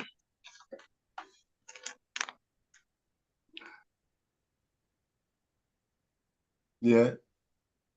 I don't know if you've seen it. Okay, yeah, Cohoba Organics. Yeah, Cohoba Yeah. Organic. So Mhm. I'll be doing teas and so we're doing a range of things with the Cohoba. And then we're going on mass cultivating St. Vincent.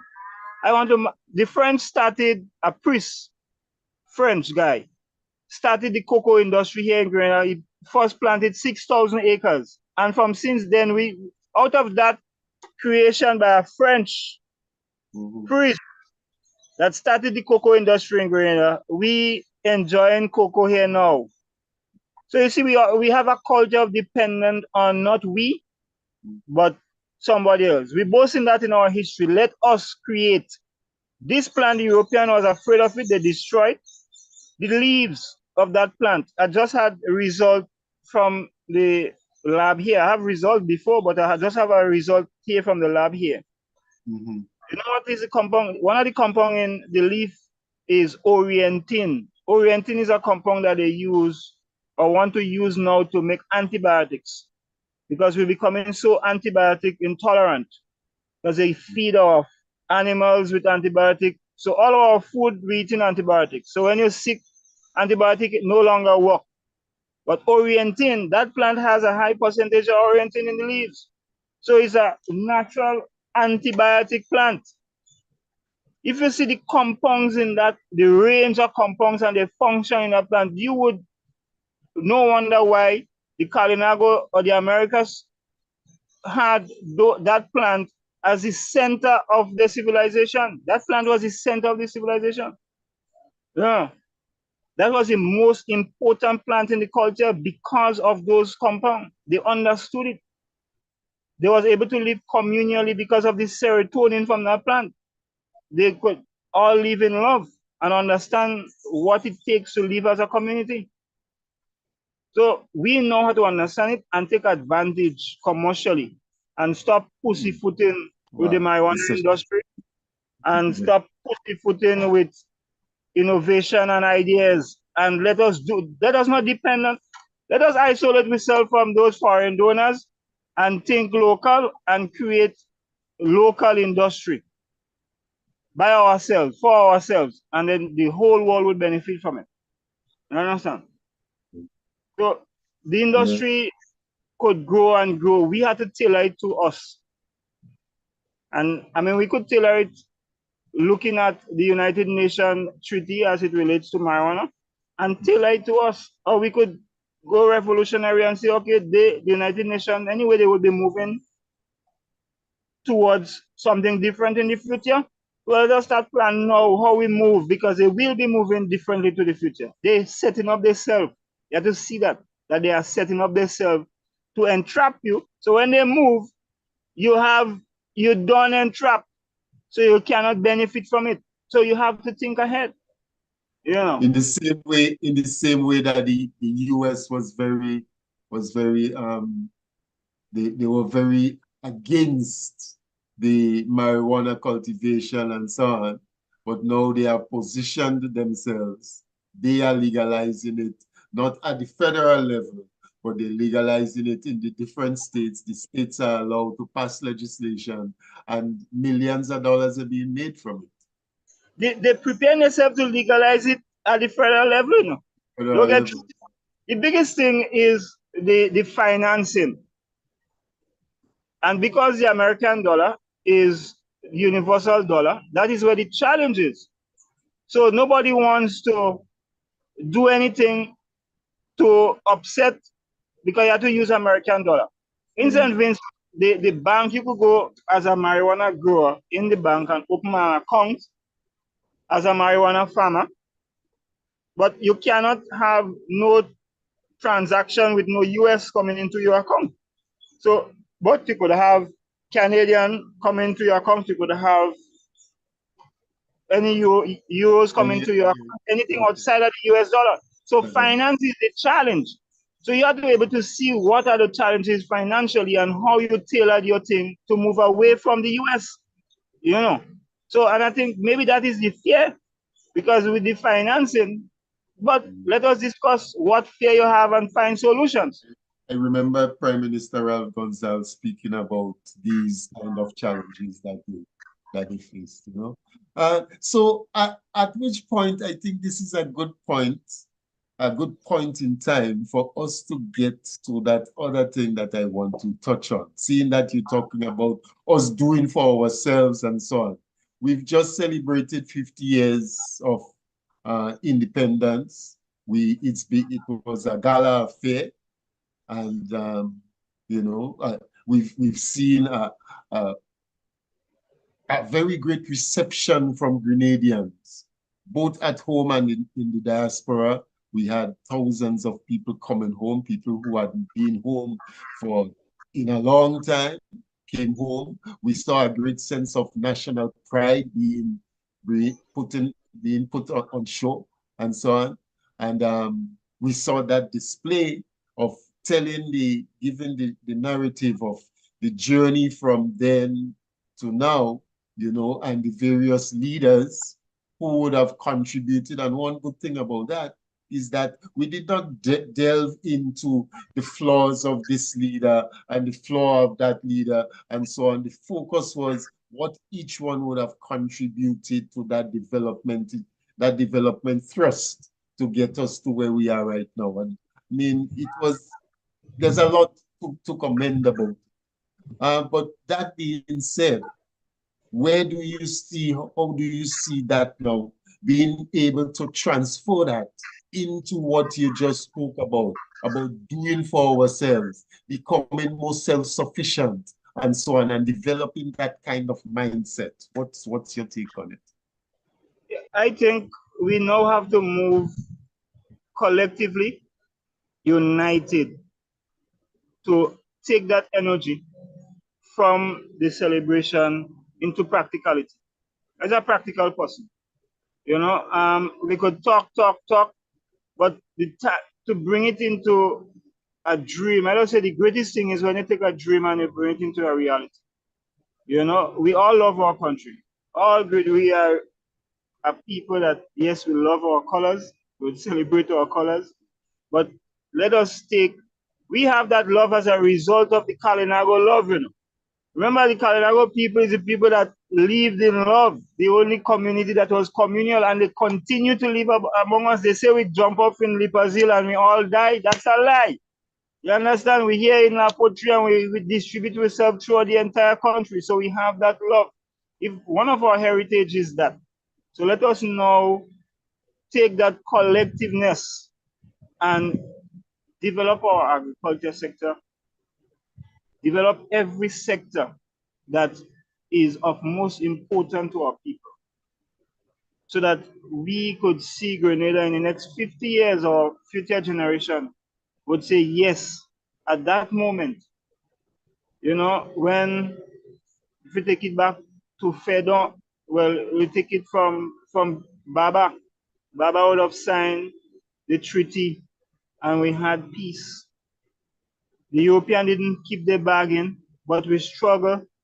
Then Fedon came and they fought. It didn't last long, but the British had to be lenient in some way or the other. And then came Gary, and he fought, and he brought us to that point where I were open. Then the revolution came, 79, and we did some practicality, and we move a step up forward. And now we're celebrating that milestone. We say, okay, let us look back where we come from. And we decided that is where we want to go as a people, going forward, as the song say, up and up.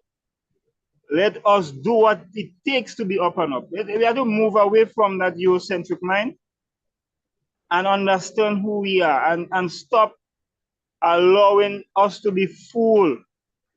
The Europeans say they pay our ancestors with trinkets. Grenada didn't accept no trinket from nobody. No, we fought, and continue to fight. But let us not now accept trinkets from these people that come with briefcase or whatever they come with. Let us say we could do our own thing. We could develop our own technology. We have the ability to do that. The guy that make us the iPhone, he'd say in order to solve the problem, he used psychedelics, you know. And he give us iPhone, and we all behind iPhone. What's the history behind him and the achievement? We have the resources to develop any industry, as big as the oil industry. But let us not think we know it all by ourselves, and only this clique or this group could do it. We need the nation to do it. You know, we have to move away from this style of politics that we're on, and understand that when we're managing, we need the workers and everybody with us to be on this. We have to know our procedures. Let us develop that procedures so that the fishermen know when they go, they're holding a quality fish.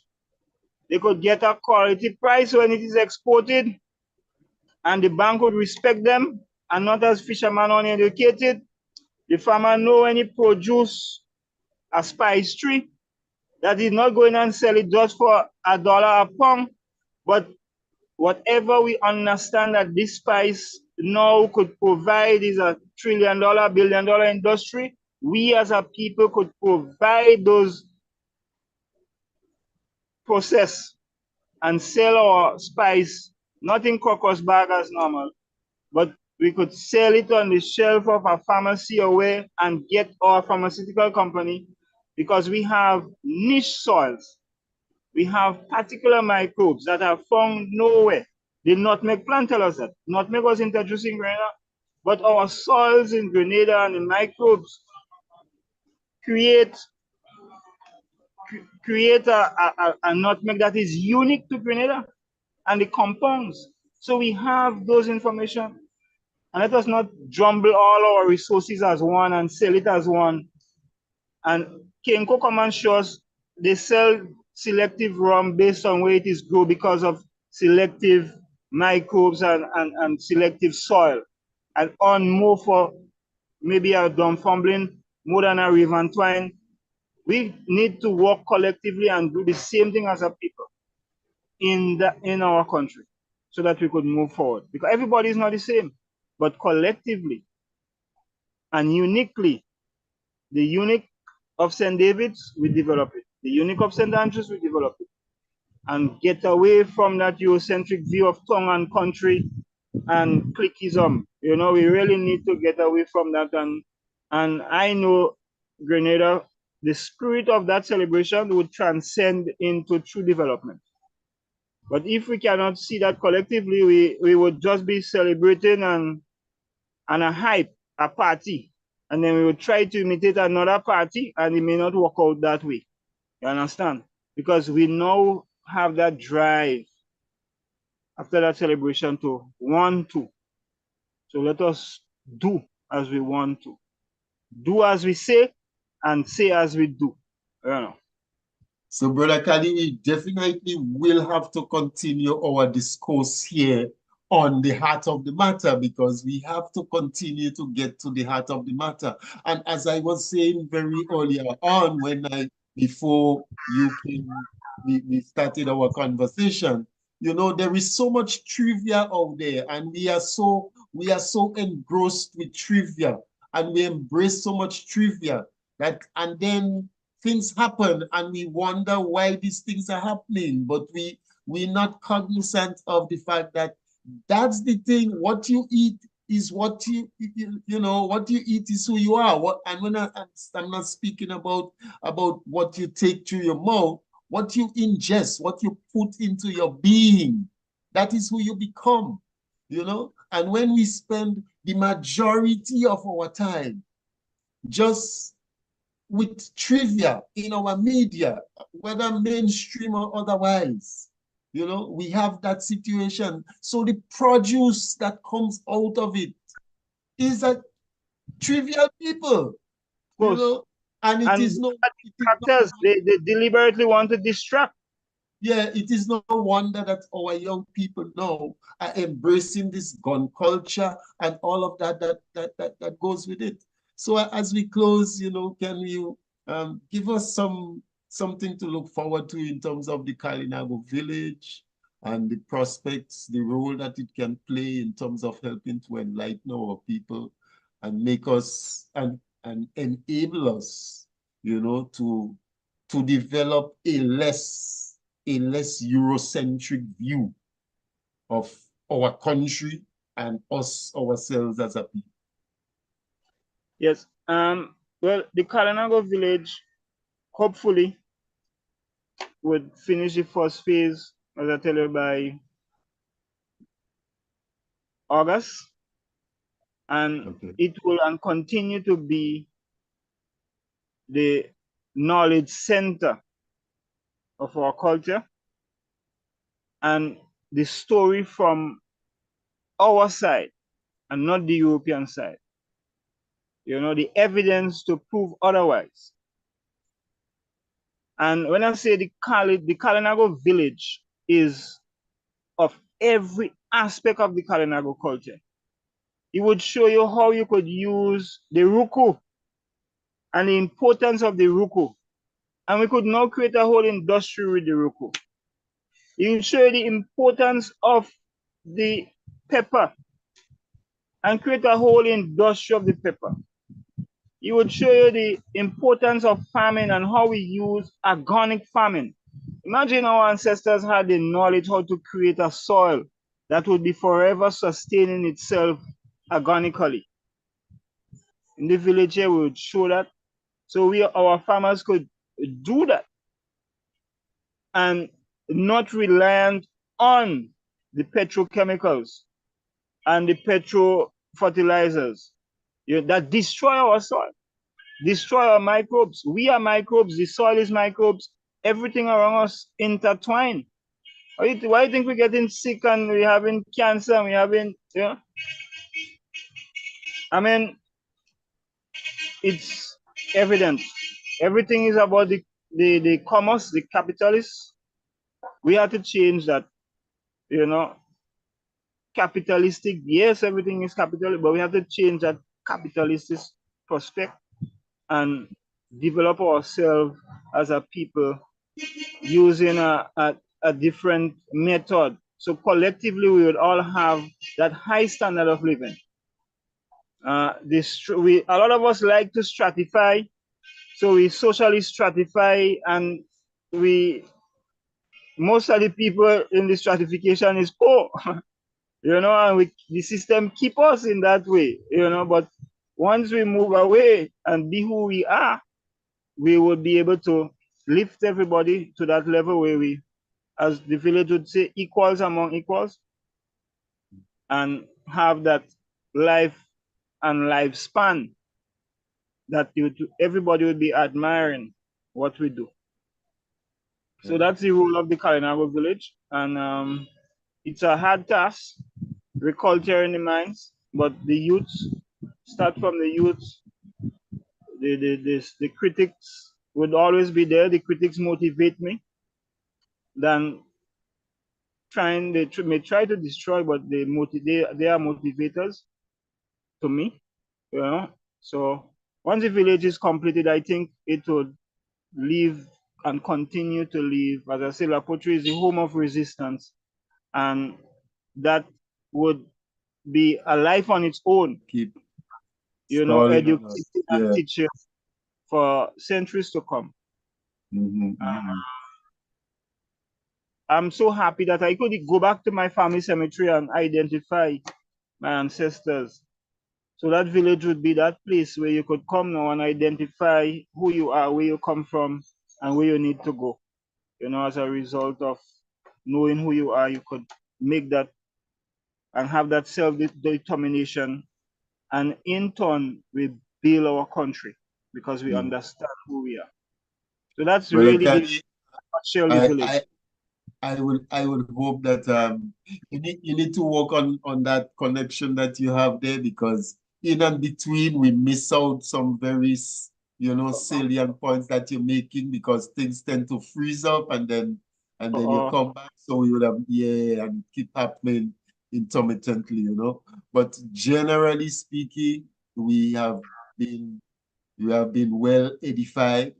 We have been provided with an extent of information, and I know there's much more where this comes from, you know, that you don't get in the mainstream, that it's not part of the narrative out there, you know. And the fact that, you know, in excavating to build the hotel in Las Vegas, they found remains that demonstrate that we came before Columbus, and that has been swept under the carpet. I mean, come on. Of course.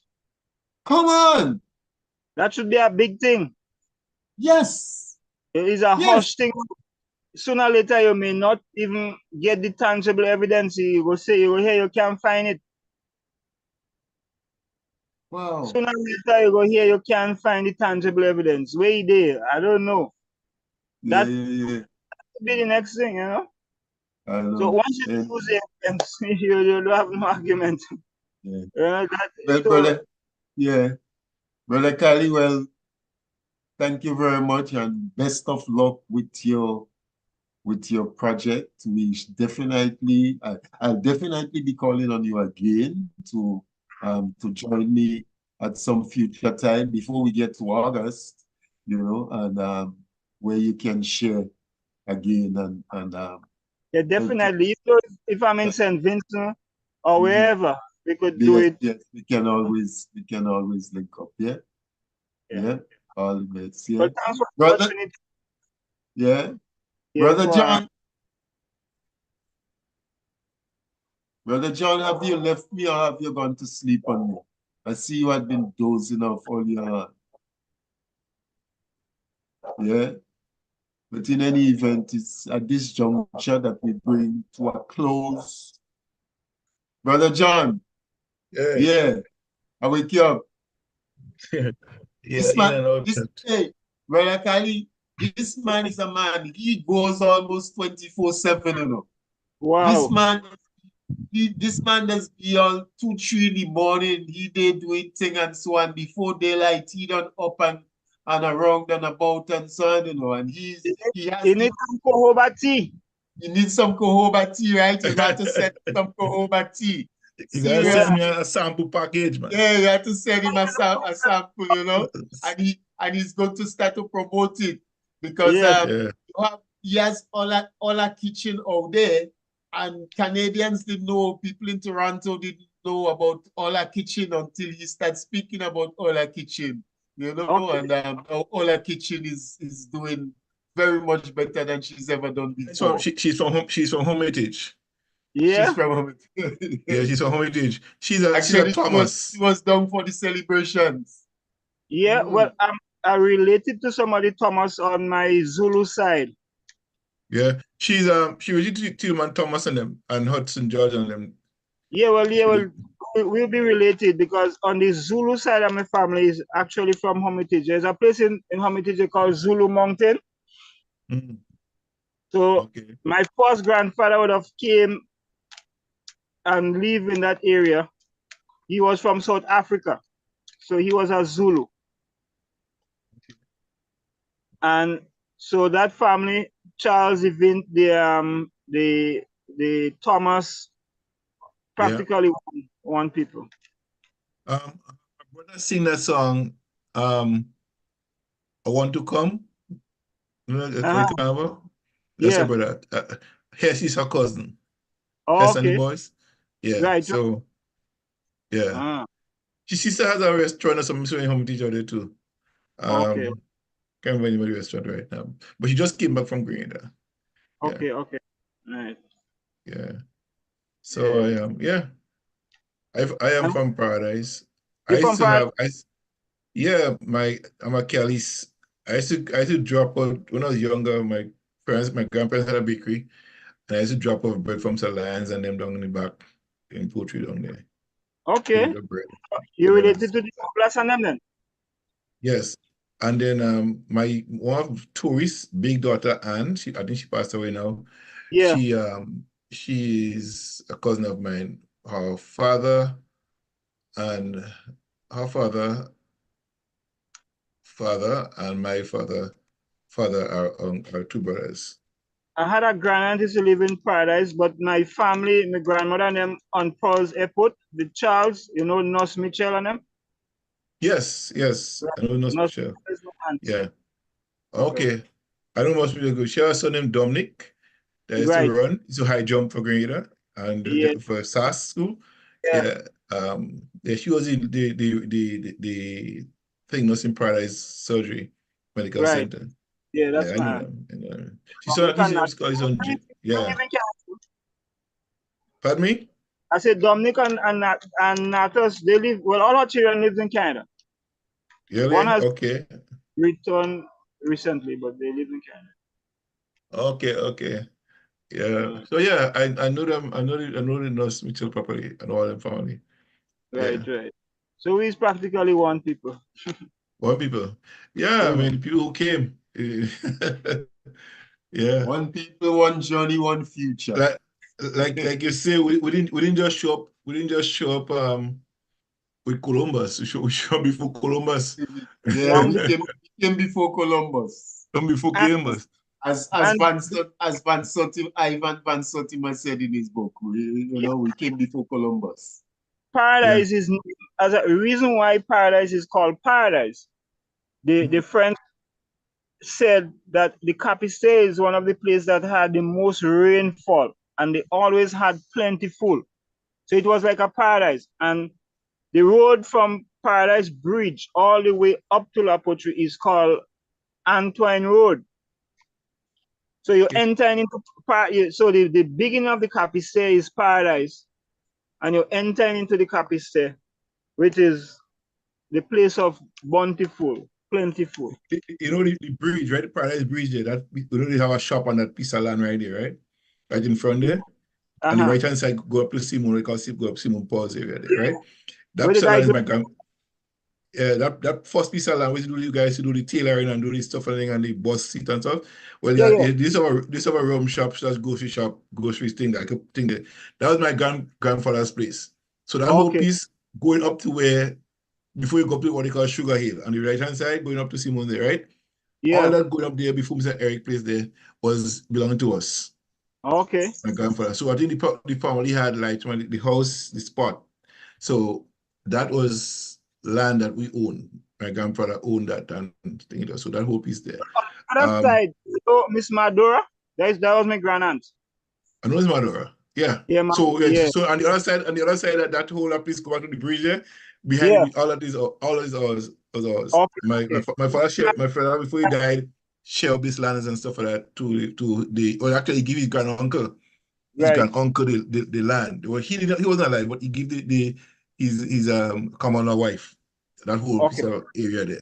Yeah. I'm seeing some old graves there on that land. Yes. To your ancestors. Well, yes, it does. Actually, there's a guy named Bob Jones. I know Bob Jones. Right. So his father had owed my father for the construction of the house. Right. So by virtue of not paying, he had to give land papers over to my grandfather. Oh. So that's how he become my grandfather owned the property. So that grave would precedes my grandfather's owning of the land. Oh, okay. But then we talk about Sotes, the tongue of Sotes. My grandparents on my mother's side owned the old fish market was in Sotes. That was my grandfather's property. Yeah. They'll be like that the roof might go joined to the house, a big blue house that was the upstairs and downstairs. I think that Gary had the first union office in St. Patrick's. Upstairs there, so upstairs rented. Yeah. Oh. So the people call Mr. Maxwell Lewis, hole in the wall, they would call it. He had owned that property right there, along with his first wife. When he married to my grandmother. After that, they had this shop across from the post office, across from Mr. Pax, on the pipe stand. That was my maternal grandparents. But the old pipe stand still there, you know. So yeah, right. So I go right in the pipe stand, right there. The house right there, right there. That's where I practically grew up in my early years. That have a vegetable shop downstairs there right now. Yeah. So that I don't know what transcend with that now, because there's some family dispute over it. Because the property was returned to my mom and other people in the family, but apparently the wife of the brother didn't want to hand it over because she said that her husband owned it, pay tax for it and all kinds of. But the whole idea was to return it to sender. that never happened. We destroy ourselves over property that we should be working together to build and create, family. But it happened to me.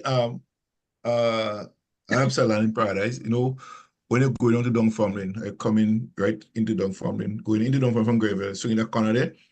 But there used to be a family bakery right there. That's my grandparents' place. They own a bakery plus spot. So that as a 20 corner, the hoops Salon there was mine. And my auntie was sick, and my father asked if I could just allow her to stay because she had to move from the Date family land, right? She was married to a Date, and the family wanted Lepsa land, so she didn't know where to go. So he asked her he asked my dad, and I said, yeah, we're going to talk to John. I said, okay, no problem. Lifetime when she dead, so well, that happened. She passed away a couple years later, and the son didn't want to hand over the land back to me. He gave her a problem. She had to go to court and all that stuff. Say a child is a child and some of that, and not for realizing that the land was belonging to somebody, not just a child. I was the child that owned the land. What I mean? So he said he wasn't going to give it up, end up in kind of a court session and stuff like that. And my father, before he died, kind of settled up with him, like pay $10 to argue to pay $10,000 for the piece of land right there. And she was going to pay, but that ended up in a situation where I had to let go and don't worry about it. But everybody is around there. That child is not retroactive to 89? No. Yeah, but that was before. That was whatever the legal process was. My father was, you know what? Just said to him, and through court proceedings, and I think he ended up. And if he preferred, if he did prefer anything like that, because that was out of my hands. So the problem too with the legal system will turn everything upside down. The legal system is dangerous, and I see it's a precedence even during colonial time. A lot of the laws that were the legal responsibility for estates, most of them end up owning those estates, and not just through corrupt means. And that culture, just like it continue like a curse in Grenada, as it relates to land and ownership and people have title for land, and somebody else end up with a title for your land without knowing how it happened, and it's truly and it's legally registered. Yeah, because a lot of people did. Other people did too. Because there's lands in Paradise that I never knew it was our lands, right? Okay. And then some people who was living on the lands go and change, based on information I received, go and change the name to Acalis, the last name to Acalis, just to remain on the property. That's so crazy. How crazy a thing to get. I know, not wanting to create family problem, but I have family member that changed the name into the original family name in an acquire property. That is belonging. So it's a precedence here. Yeah, people doing it. And they not have, I have a grand uncle.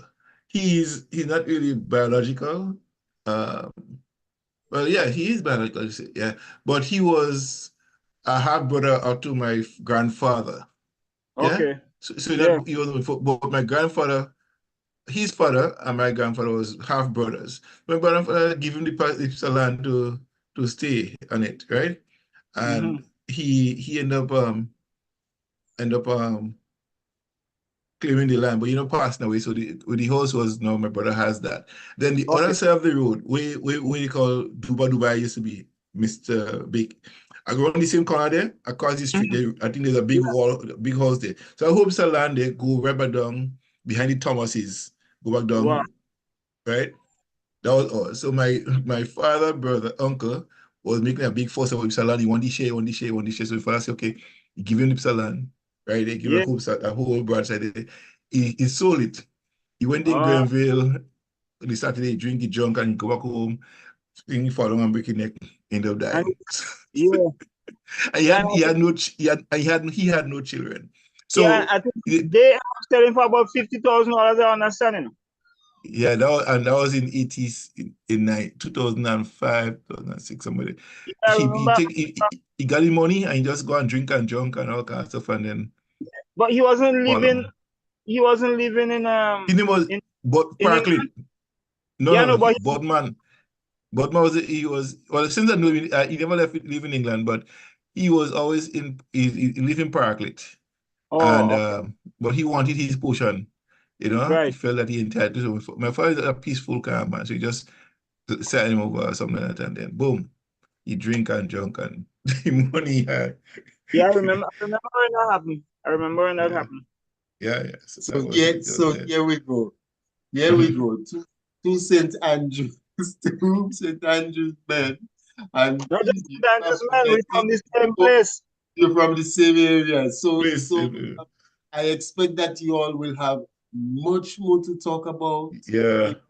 But you will have to do so outside of the The part And of the matter. outside of the Heart of the Matter I, style. I was talking about Father Paul yesterday. An incident happened in town. I have to call Father Paul maybe later tomorrow.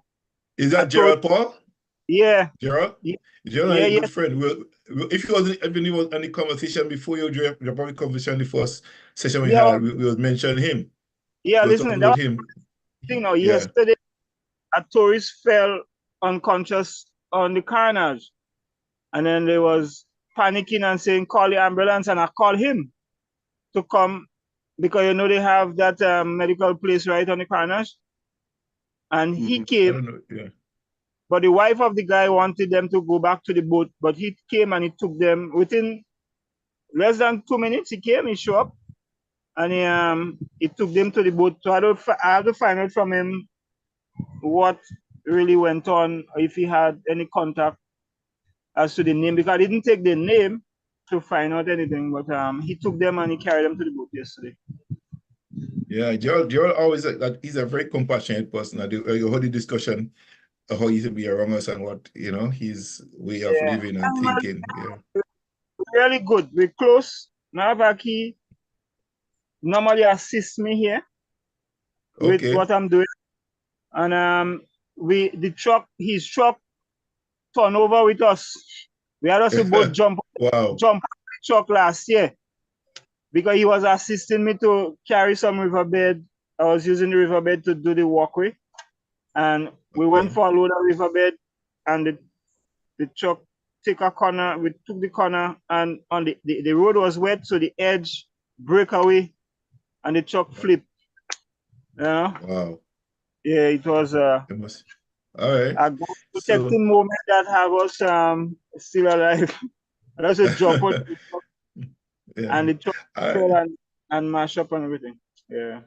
Well, give him my regards. When I say talk to you, then John Cali say hello, Yeah, definitely I will. Yeah, man. All right. So Pablo. All right.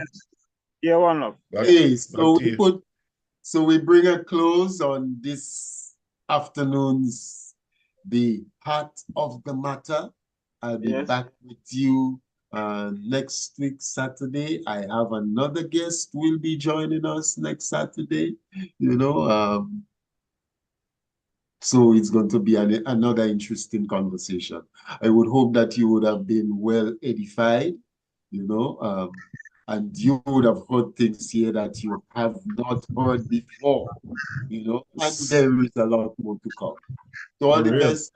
Have a blessed and productive week, everybody. All right, thank you for having me. I appreciate, yes. Yes, Brother Kali. All right. All right, bless. And tell Odetta Arietta say hello. Yeah, I go link you up with them. All right.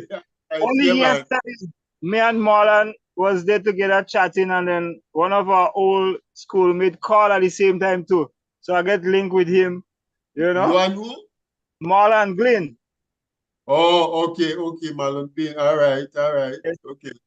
So I got with one of our old schoolmates as well yesterday. He called Marlon and we was chatting. All right. Yeah, man. Okay, cheers. Later. Yeah, bless. Okay.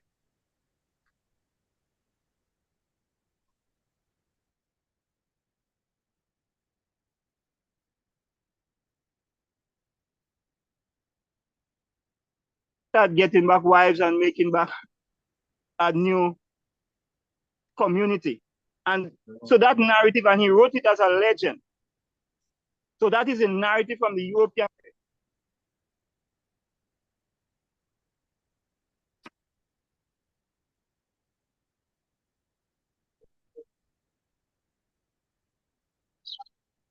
Start getting back wives and making back a new community. And so that narrative, and he wrote it as a legend. All the things that so that is a narrative from the European. Best believe the list gonna be like 5 miles long. Best believe it's love that makes me sing this song. The clean spirits are the waters. Friendly people need to a new love is what we stand for. And so that narrative, and he wrote it as a legend.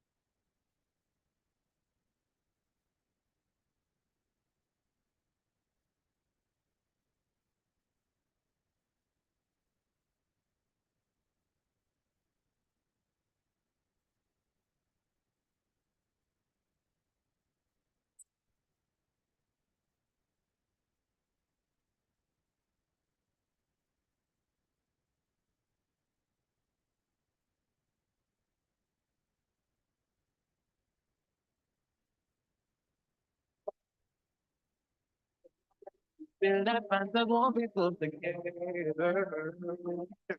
Going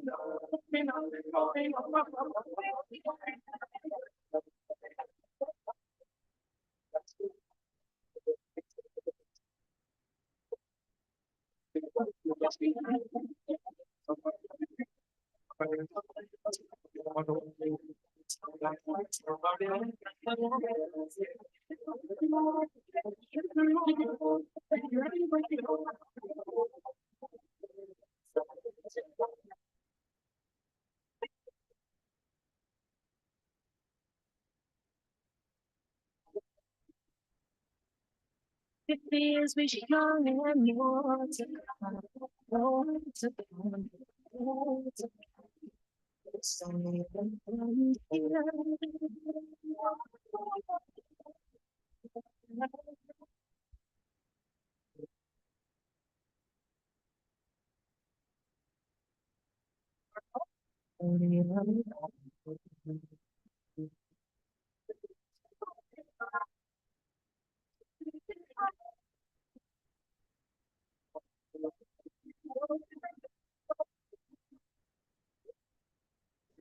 Sorry, completely mad, Nick.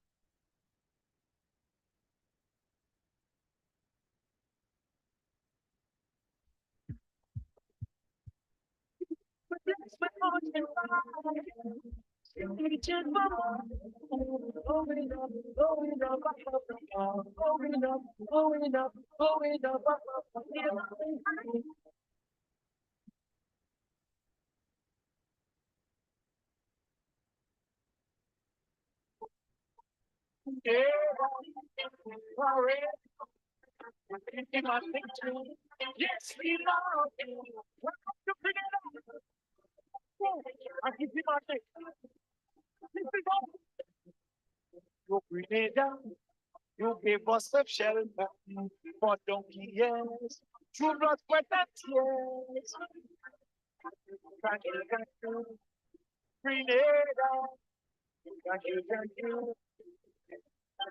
Begins, Janet, Ivan, and MS. You've been a refuge to our entire family. Federal rebellion, rebel assassination, intervention, and the list goes on and on. Silence. You for love and protection. I silence. We appreciate your practice to go down. Silence. Where I was born. By silence. Thank you for the news.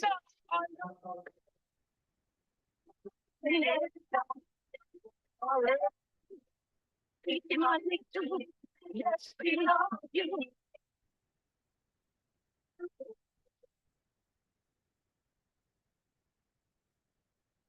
Tariku, Pisimatic, to fit the highland, culture loving people.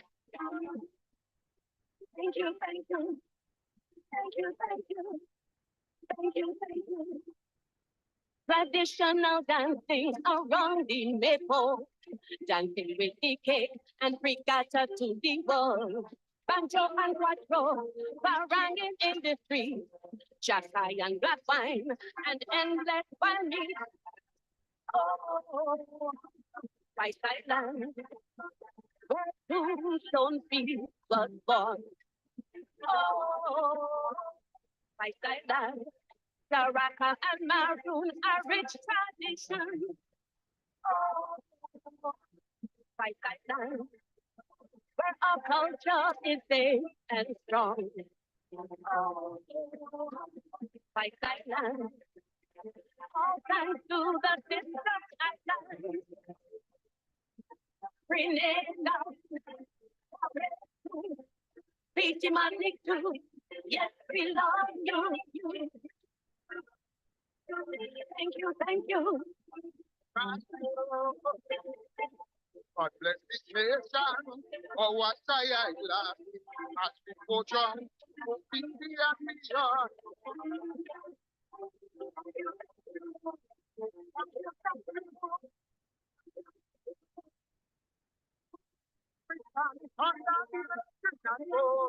One of the most outstanding class in the world. To every song, we just want to say thank you. For all that you've done, it's still we can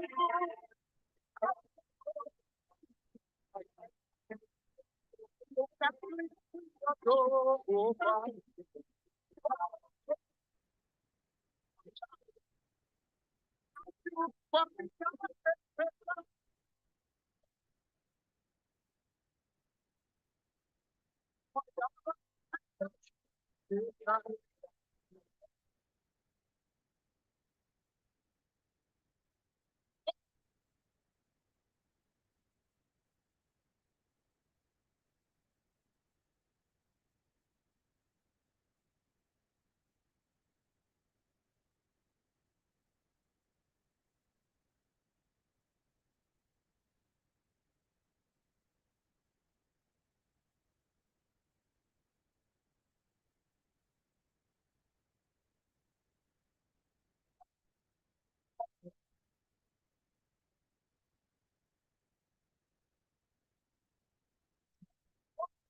celebrating 50 years, through blood, sweat, and tears.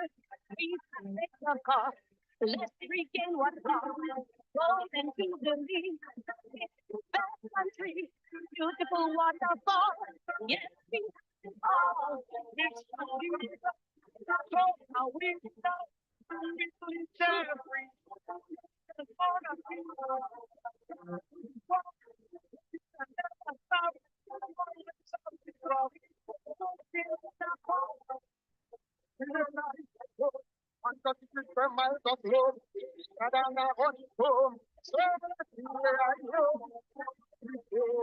Oh God, I must be good.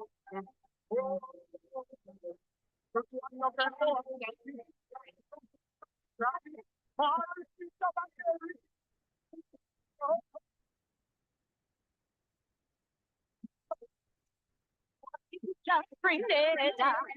Let's have you come. You just bring it down. Let's have you come. You just bring it down.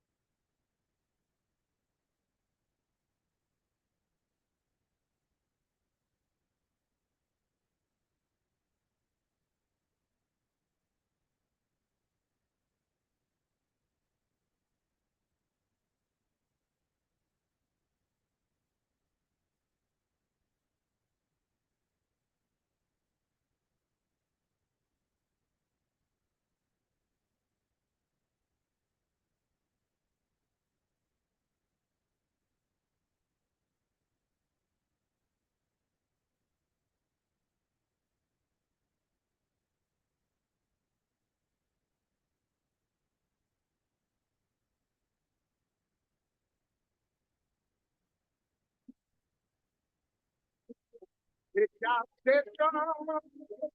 you say that